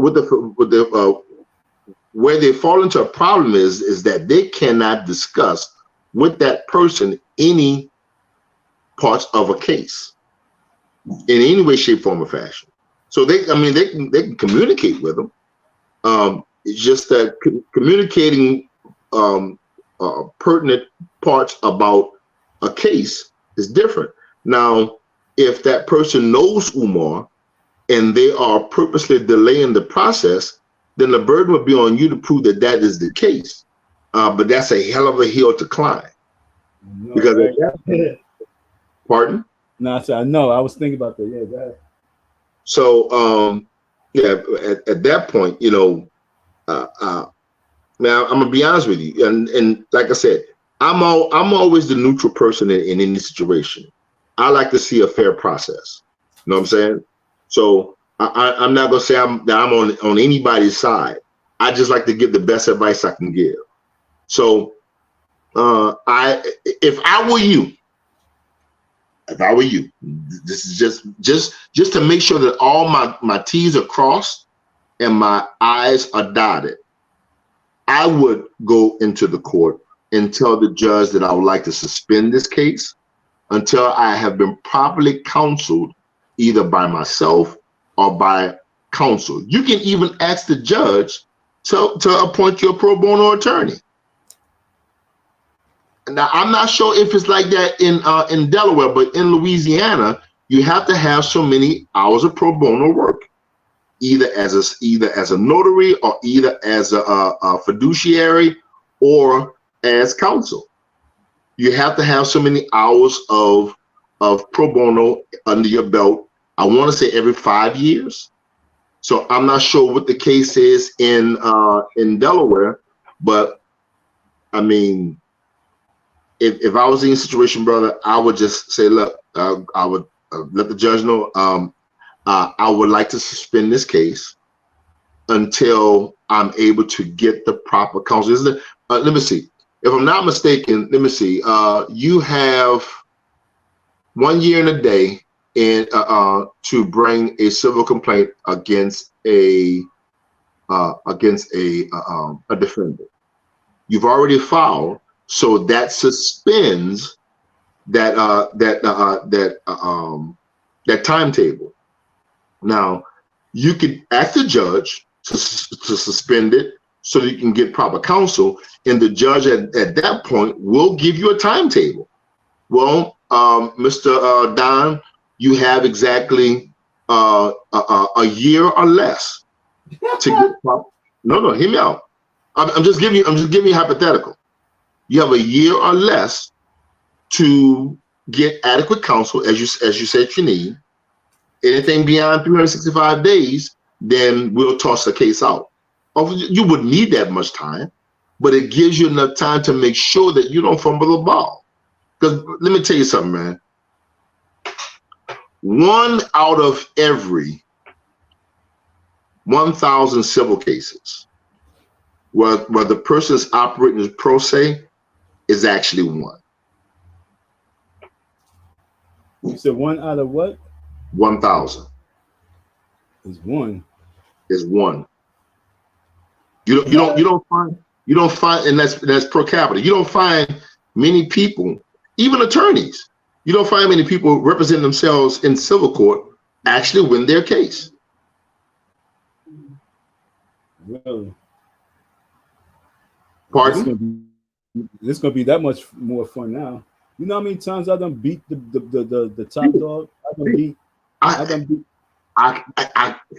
I completely understand it now. I'm just only telling you what the numbers say. Yeah, I know. That's what I'm saying. I'm the underdog now because I done beat from the teachers, the assistant principals, even to going to the workforce and Gotcha. Yeah. Hey.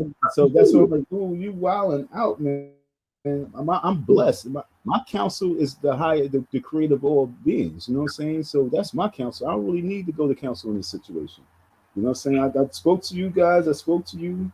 You guys helped me out with your guys. Like I say, my counsel comes from the Most High. So I'll get the counsel as I get it from the people.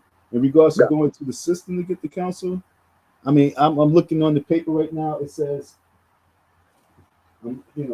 it's funny because I didn't see this before. I didn't really pay attention. Sad, but it says in the event that this matter settles before the trial date, kindly contact. Oh no, not that. It says you may need to contact the person at the mediator office and for the situation. So it's telling me okay. Here's another one. For more information about how to prepare for the trial, yeah, that's what I was looking for. Please, go to the site. So, gotcha. Yeah, so I could go to that site Monday or right now, and see how to prepare for it. I agree with you. Yeah, in certain situations, I agree with you. People who might need that counsel, and the numbers show that a lot of people don't win. But I told people from the beginning, this is a spiritual. This is beyond my little wages. This is it's big. It's about I'm being used to beat Umar by the creator, because the creator wants to humble Umar.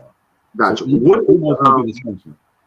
what is? I think I've asked you this before, if I'm not mistaken. What is the resolution? The financial is this an injunctive lawsuit or a monetary lawsuit? Monetary. So what remedies are you seeking from the court? You said what remedies are not seeking from the court? Yeah. I'm sorry. What relief? What relief are you seeking from the court? In regards to dollars, or just what I expect them to do? I expect them to make sure that before a week is gone, that my cash app has the money in it. Okay. No. Yeah. What is the amount of the relief that you're looking for? Well, the numbers I put was a few $1,000s, but I also put pain, suffering, like I said, the punitive damage, slander. So that I put that in the discretion of the judge. You know what I'm saying? I put the amount that he owes me. Gotcha. But then I also added that in the time frame of the time of me waiting. So hopefully the judge add the extra interest. And according to this dickhead going up in, excuse my language, but according to this fool going up in there and being a prick, he's going to dig his own self, where the judge will be like, you know what? I was going to give him this, but now because you're an asshole, I'm going to give him this, because the limit is, I believe, 75,000 for small claim court. Wait, what did you say? The what? I know. When I went there, I missed what you said. Your phone broke up. Oh, the limit for small claims is 75,000. Mm-hmm. Which is higher than the you go down south. small claims, the amount diminishes. The further you go up north, it increases, and the further you go out west, it's almost non-existent. But go ahead. But that's just weird because I've known small claims to be 5,000. In the southern states, the maximum is 5,000. Yeah. So you know, I was talking to her, and then she was, you know, we was talking, and she said, no, 75. I said, this is 75,000. And she said, yes. I said, $75,000. And she said, for small claims in common pleas court, 75,000 is your like your minimum, your maximum, you know, what you can seek. I'm like, get the fuck out. She said, yes. And have you looked at within is it I believe isn't Delaware a Commonwealth? I could be wrong. I know Pennsylvania is.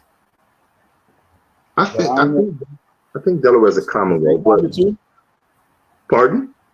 No, I'm saying it's Delaware common law too. Yes.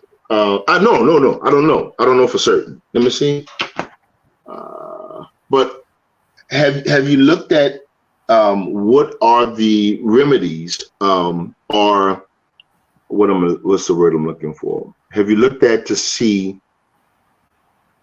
what is it that the courts look at to determine punitive damages and the relief for things such as slander and defamation? This is why you get on my nerves, because we should have talked about this 5 months ago. Now, you're right. I need to do that right now. You know what I'm saying? That's a great question right there. You know what I'm saying? For real.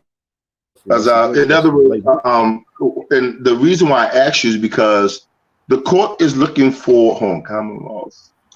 Hold on 1 second. Let me ask you, Google. Hold on. How do the judge determine punitive damage? According to Soy Law Group, there is no set formula for the calculation of punitive damages. The amount of punitive damages that are awarded will depend on the specific facts of the defendant's conduct. The court must ensure that defendants who deserve to be punished for their behavior do not receive punishment that is excessive.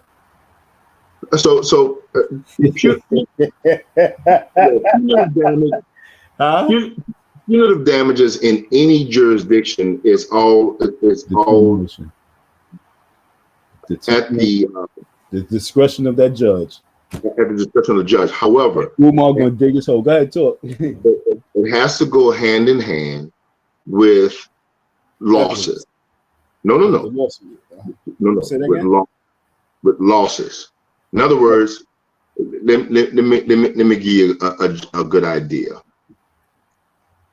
If you and I have a wreck, and I'm on my way to sign a multi-million-dollar contract, and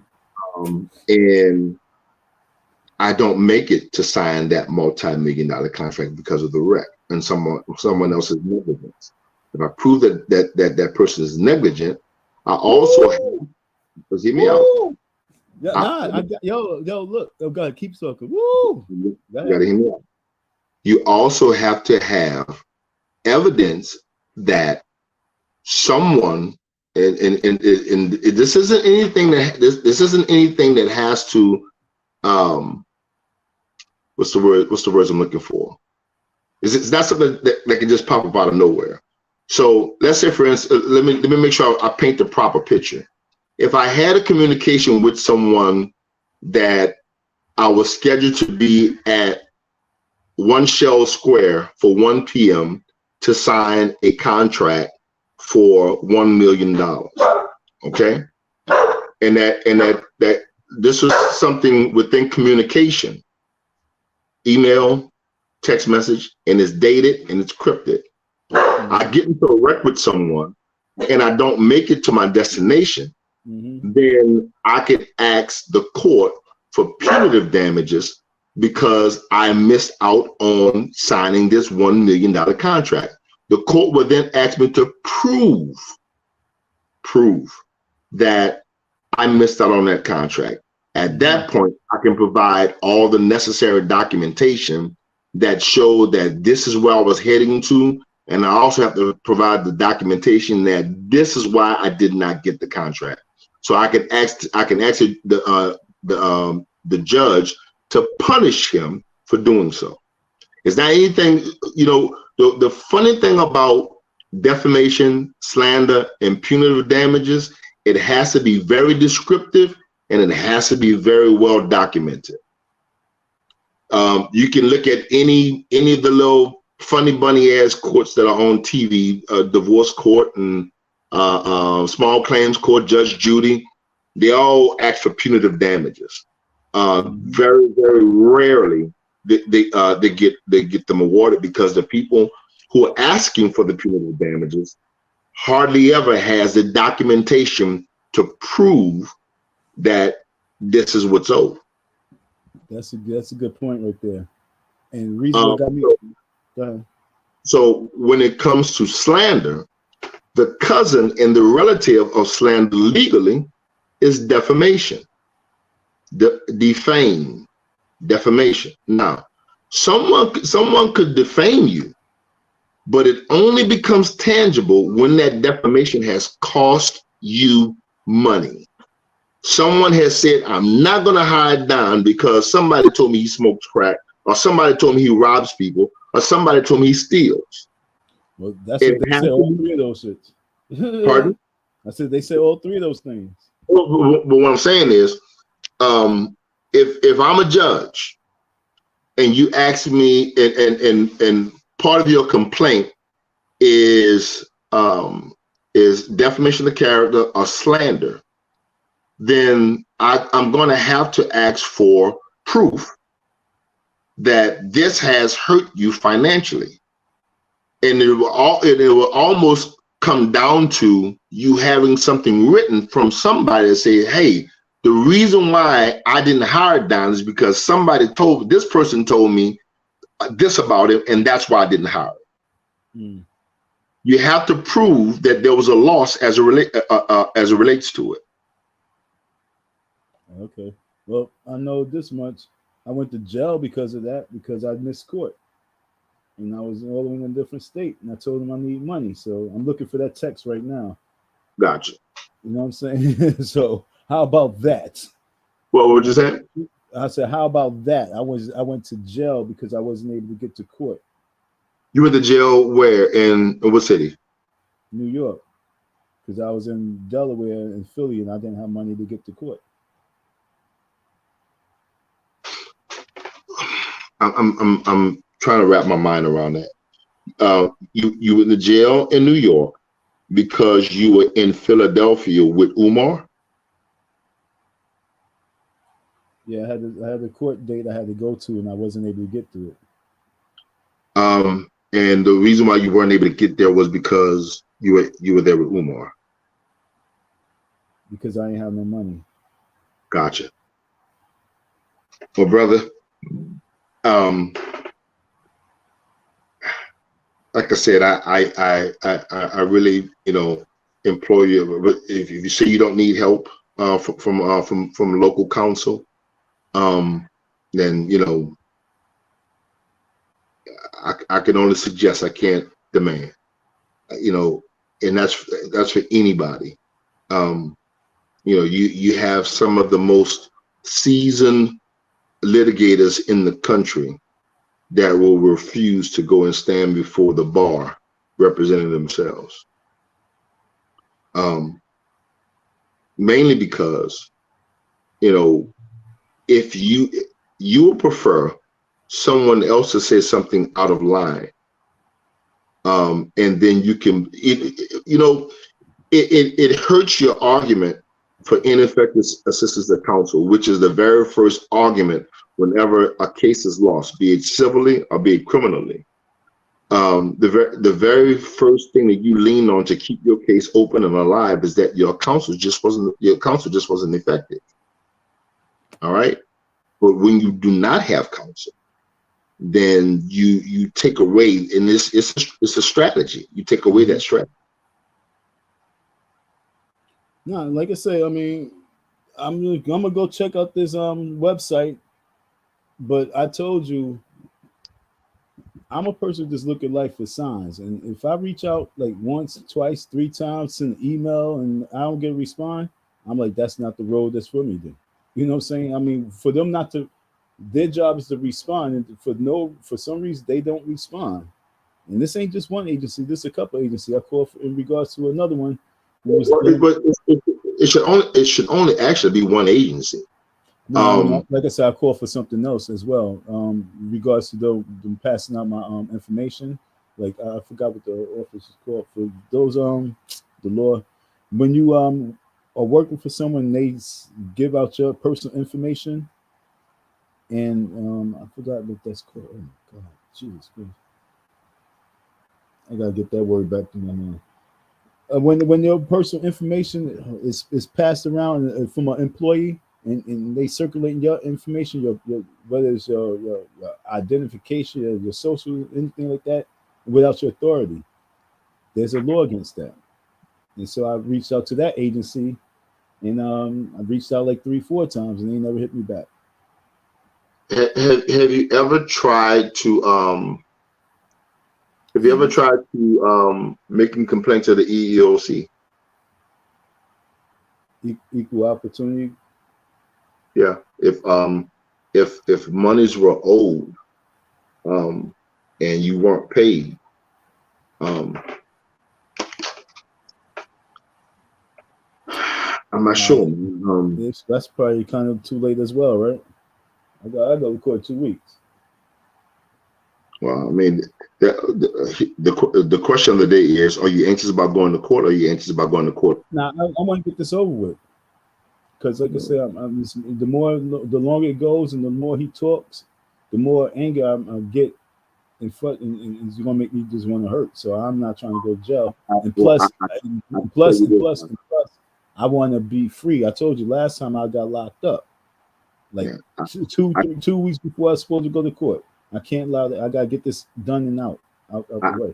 I can tell you this: that suing somebody is not a game of checkers. It's a game of chess, and you can't go into it emotional, and you have to make sure that all of your moves are strategic. So I wouldn't be in a rush. You know, that's a good thing about the civil side of law. You understand your timetables, and you move properly within that timetable. So yeah, I'm in no rush. You sound like Umar's paying you to try and convince me not to do with this shit. I'm giving you the best advice I could give you. If Umar, if I was speaking on behalf of Umar, I'll be telling you, hey man, just go to court, man. You don't need an attorney. You don't need nobody to help you win this case. You can win it yourself. That would be you would tell Umar that he can win this case? What'd you say? You would tell Umar that he would be able to win this case with no problem? My advice for Umar would be the same advice I would give to you, which is make sure you're properly represented. I thought you said your advice to Umar is you don't even need an attorney. You can win this case with no problem. No. I said that if I was speaking for Umar and I wanted trouble for the case, then I would say, just go into court. You don't need an attorney. Just go and represent yourself. Oh. I hear you. If I was going to do. Yeah, but tell me the prolong it is the same as that. No. That the harsh reality is that prolonging it for the purposes of making sure that you're adequately counseled is the proper thing to do. Going into it knowing that you're not, knowing that you don't know what kind of roadblocks you're going to be facing is not, because as I said before, there are issues you can bring before court only one time, and they won't allow you to bring it back again. Mm-hmm. So, but with counsel, if you go there and you run up against a roadblock, that counsel knows, and that counsel will be told by the judge something to the effect of, that that won't stand, and that counsel will know how to bring it back before the court. I'll put it to you like this. I had a friend of mine who chose to represent himself in child support court. Okay. And he went before the judge, and he lost his motion. He told the judge he was going to appeal. He thought he had 90 days to appeal, but he only had 30. So he had a very good appeal. His appeal, once he filed this appeal, he was guaranteed to get what he wanted to get out of the situation. But because he waited too long, he lost his appeal. Had he had counsel, that would have changed the trajectory of that case. I agree. No, you're right. I think that I hear you. Like I said, I'm going to reach out. I'm going to reach out to this agency. Hopefully, maybe they even have a switchboard where they can switch me straight to the legal aid. But like I say, I think that happened before. We talked about a year ago, maybe almost a year and a half, and they transferred me over, and I left the message. So like I say, I'm gonna do it again. Here's what you do. Not Monday, Tuesday, or Wednesday. I wouldn't call on a Monday. I will call the Bar Association of the state of Delaware. I would tell them that I am indigent and I need pro bono advice or counsel. They are obligated to give you the number for the legal aid within that particular jurisdiction. Once you contact that legal aid within that jurisdiction, your very first question should be, what are the obligations of this particular agency? And they'll tell you what the obligations are. You tell them I need counsel, and let it go from there. I'm looking for my pen to write down. I'm sorry. I'll put it in the chat. All right, good. Because I'm looking for the pen that just disappeared on me. I was writing and I was gone. All right, cool. That's a good look. 2 weeks is a long time to still prepare. So, and I believe this is a no-brainer. There's no way this judge cannot give me the money that I'm owed. I'm just trying to get the max. I'm trying to figure out how to get the max, because there's no way that this judge is going to allow me to walk out there with my head down. And I mean that with my heart. There's no way in life. This man, there's no way in life that you can look at this person across from this person, from that person, like this man came in because this man was working for you, and you speak about what? Black power, and you want to do what?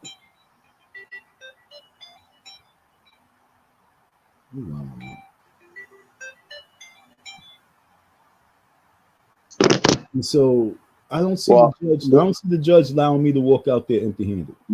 Me myself, I don't put any. Say again. I don't put any expectations on any judge for myself or for a client. You're supposed to sit on the side of what a judge can and can't do legally. A judge cannot make any personal decisions that move away from the law. It doesn't happen that way. The judge don't do what? I'm looking at the text. I'm sorry. They cannot make any personal decision that pushes them away from what the law requires. And the Lord requires him to do or her to do the right thing. And that's what I'm saying. And that's the thing. Just for the purposes of drawing a parallel, okay? If you are a criminal defendant, you killed 5 people, hypothetically, and the judge sentences you, do you know how the court determines what is a fair or a sentence that's too harsh? Nah, how they determine? They compare it to someone who has had a similar situation as yours. Pretty much, yeah. Yeah, whenever you appeal, or whenever, you know, if you and this the same thing trickles over into civil court. If a judge orders a defendant to pay $1 million restitution, you know what I'm saying? They're gonna have to compare the fairness of that, and then, you know, still on top of that, you still have to go through the appeal process with that. It's not anything that's final. You know, it's still gonna have to be appealed if the opposite party chooses to do so. Yo, that's what I'm saying though. He'll be a fool to want to appeal this. Why would he want to appeal this? Why do he want to prolong this and keep this in his life? Well, I mean, I you know, like I said, hold on, Q. Listen, like there's cases out there that, you know, I agree with you with a situation like this, but this man is trying to open up a school. Why he's stupid for even going to court? Why would he want to prolong this shit to prove a point so he can get back online and say Don lost the case like he did before, and Don lost the case, so if Don comes to the school, he's going to get arrested? He want to do it for those words? That's crazy. Man, we had a chief of police in New Orleans. I want to say this should just happen. It just wrapped up last week. The chief of police of New Orleans sued the city 15 years ago, and he just got paid $24,000. Let me see, Warren Riley. Let's see, Warren. 15 years later.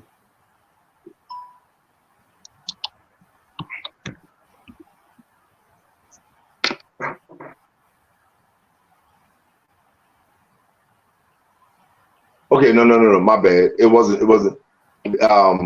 2018 is when the lawsuit was filed. He sued for $700,000, and he ended up the courts ended up awarding him $72,000, something like that.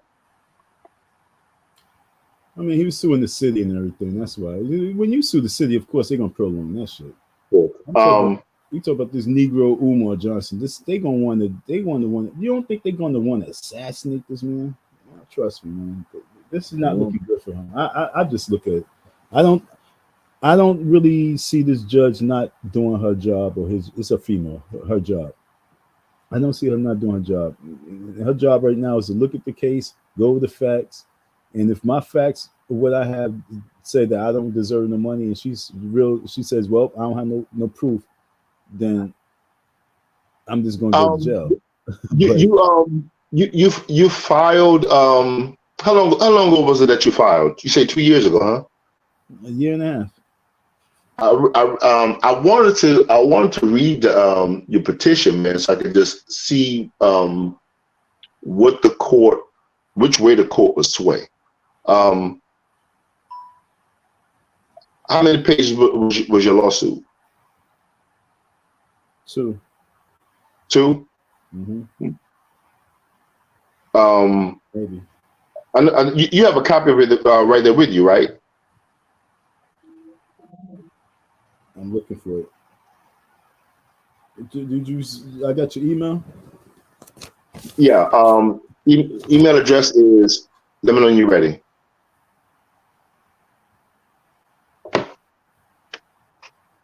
Wait, say it again.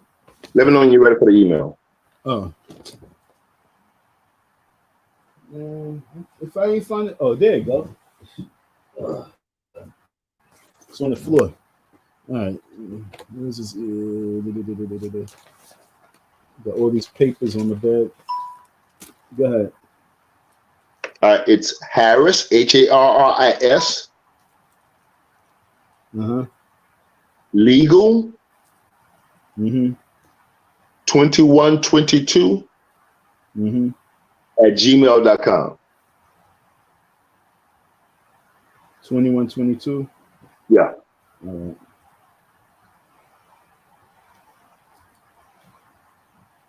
And you said the motion, right? Yeah. Which is the very first paper I submitted to the courts, right? Correct. Yeah. Got it in my hand. I think it was 3 pages. Might have been more, to be honest. I remember sitting there filling out a bunch of sheets, but I'm looking at 2 right now. Actually, believe it or not, the the quickest methodology you could have used to have a proper hearing, even a trial, is just to be as vague as possible in your petition. Look, Umar Johnson owes me money, blase, and I would like to hold a hearing and ask for a financial relief from the court and what the court deems necessary. You don't want to go into a whole explanation of, well, this is how much money he owed me. I did this for him and did that for him. No, I was definitely brief. I'm looking at it right now. I was definitely brief. It's just that it was like a bunch of questions they had asked. It was like 13 questions I had to answer. Wait, you did the standardized form.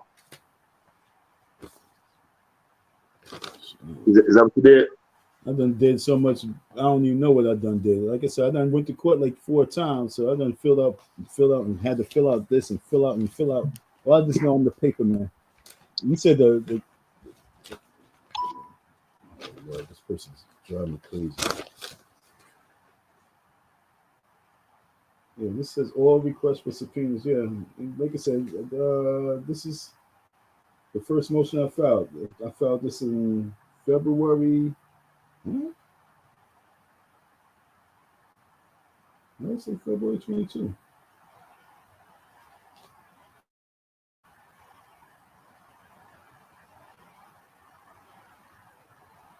How is that February 11th this year?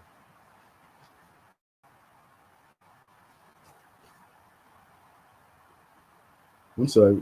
Oh, he's going okay, cool. Oh, you back? I didn't even see you back. My bad. Yeah, done? Yeah.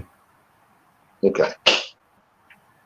So, I'm looking at this. This is the motion right here. What was you saying? Is this the first motion I got? But I'm trying to figure out why this date said February 11th of 22, when I know I went to court sometime in 21. So Don. Yeah. I'm going to send you an email. Once you send me that email, I'm going to respond back to you something that will be very helpful. I'm going to respond back with 2 things. One of them will be very helpful, and one of them will pretty much upset you. Will pretty much upset me? Mm-hmm. Okay.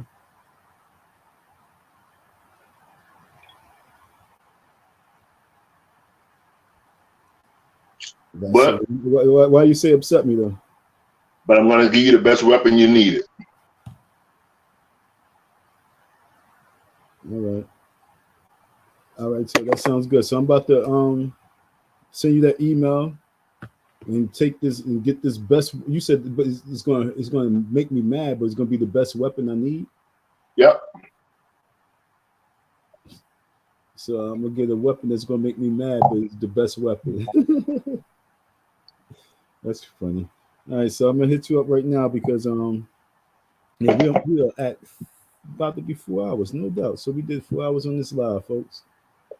Yeah, and not one and no one raised a voice and nobody got cussed out. You know what I'm saying? Because that's how I operate. Whoever get cursed out is only because the energy that they give. But I'm good. I'm really good. Send me the information, man, and I'll give you that reply. He said nobody got cursed out. I'm about to curse your ass out. Get the fuck out of here. Peace. Thanks for coming in and chopping up with me. I'm email at Harris Legal. Got you 2122. So I got to send that and just. And then I email you something is let you look at it. Handwriting is really sloppy. I'm looking for the first. That is the first page. But what did you say that was? Because there's no introduction letter. I don't see the letterhead. You said this petition I got, this motion I have is what?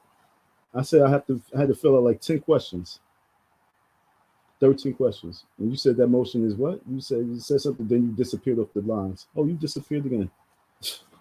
See, not even looking. All right, I'm talking to myself, folks. He had called this motion something. He said, "Oh no, you filled out that." I didn't even hear what he said because then he disappeared. All that legal terminology, man, is in and out. F you, pay me. That's how it is, folks. Like I said, I done went to court so many different times. I'm trying to figure out why this stamp says February 11, 22.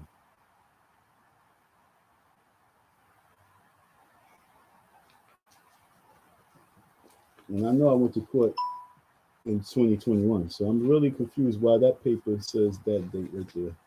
I got organized these papers. They all over the place, folks. This whole court shit is annoying. It's procrastination of my life, and it's not something I'm interested in. I'm just going to say thank y'all for tuning in. Thank y'all for your time. We're going to chop it up. I'm going to continue with this.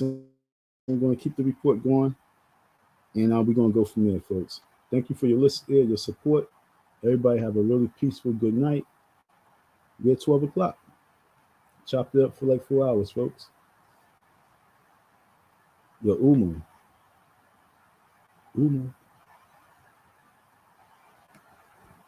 Hit the cash up, man. Hit the cash up.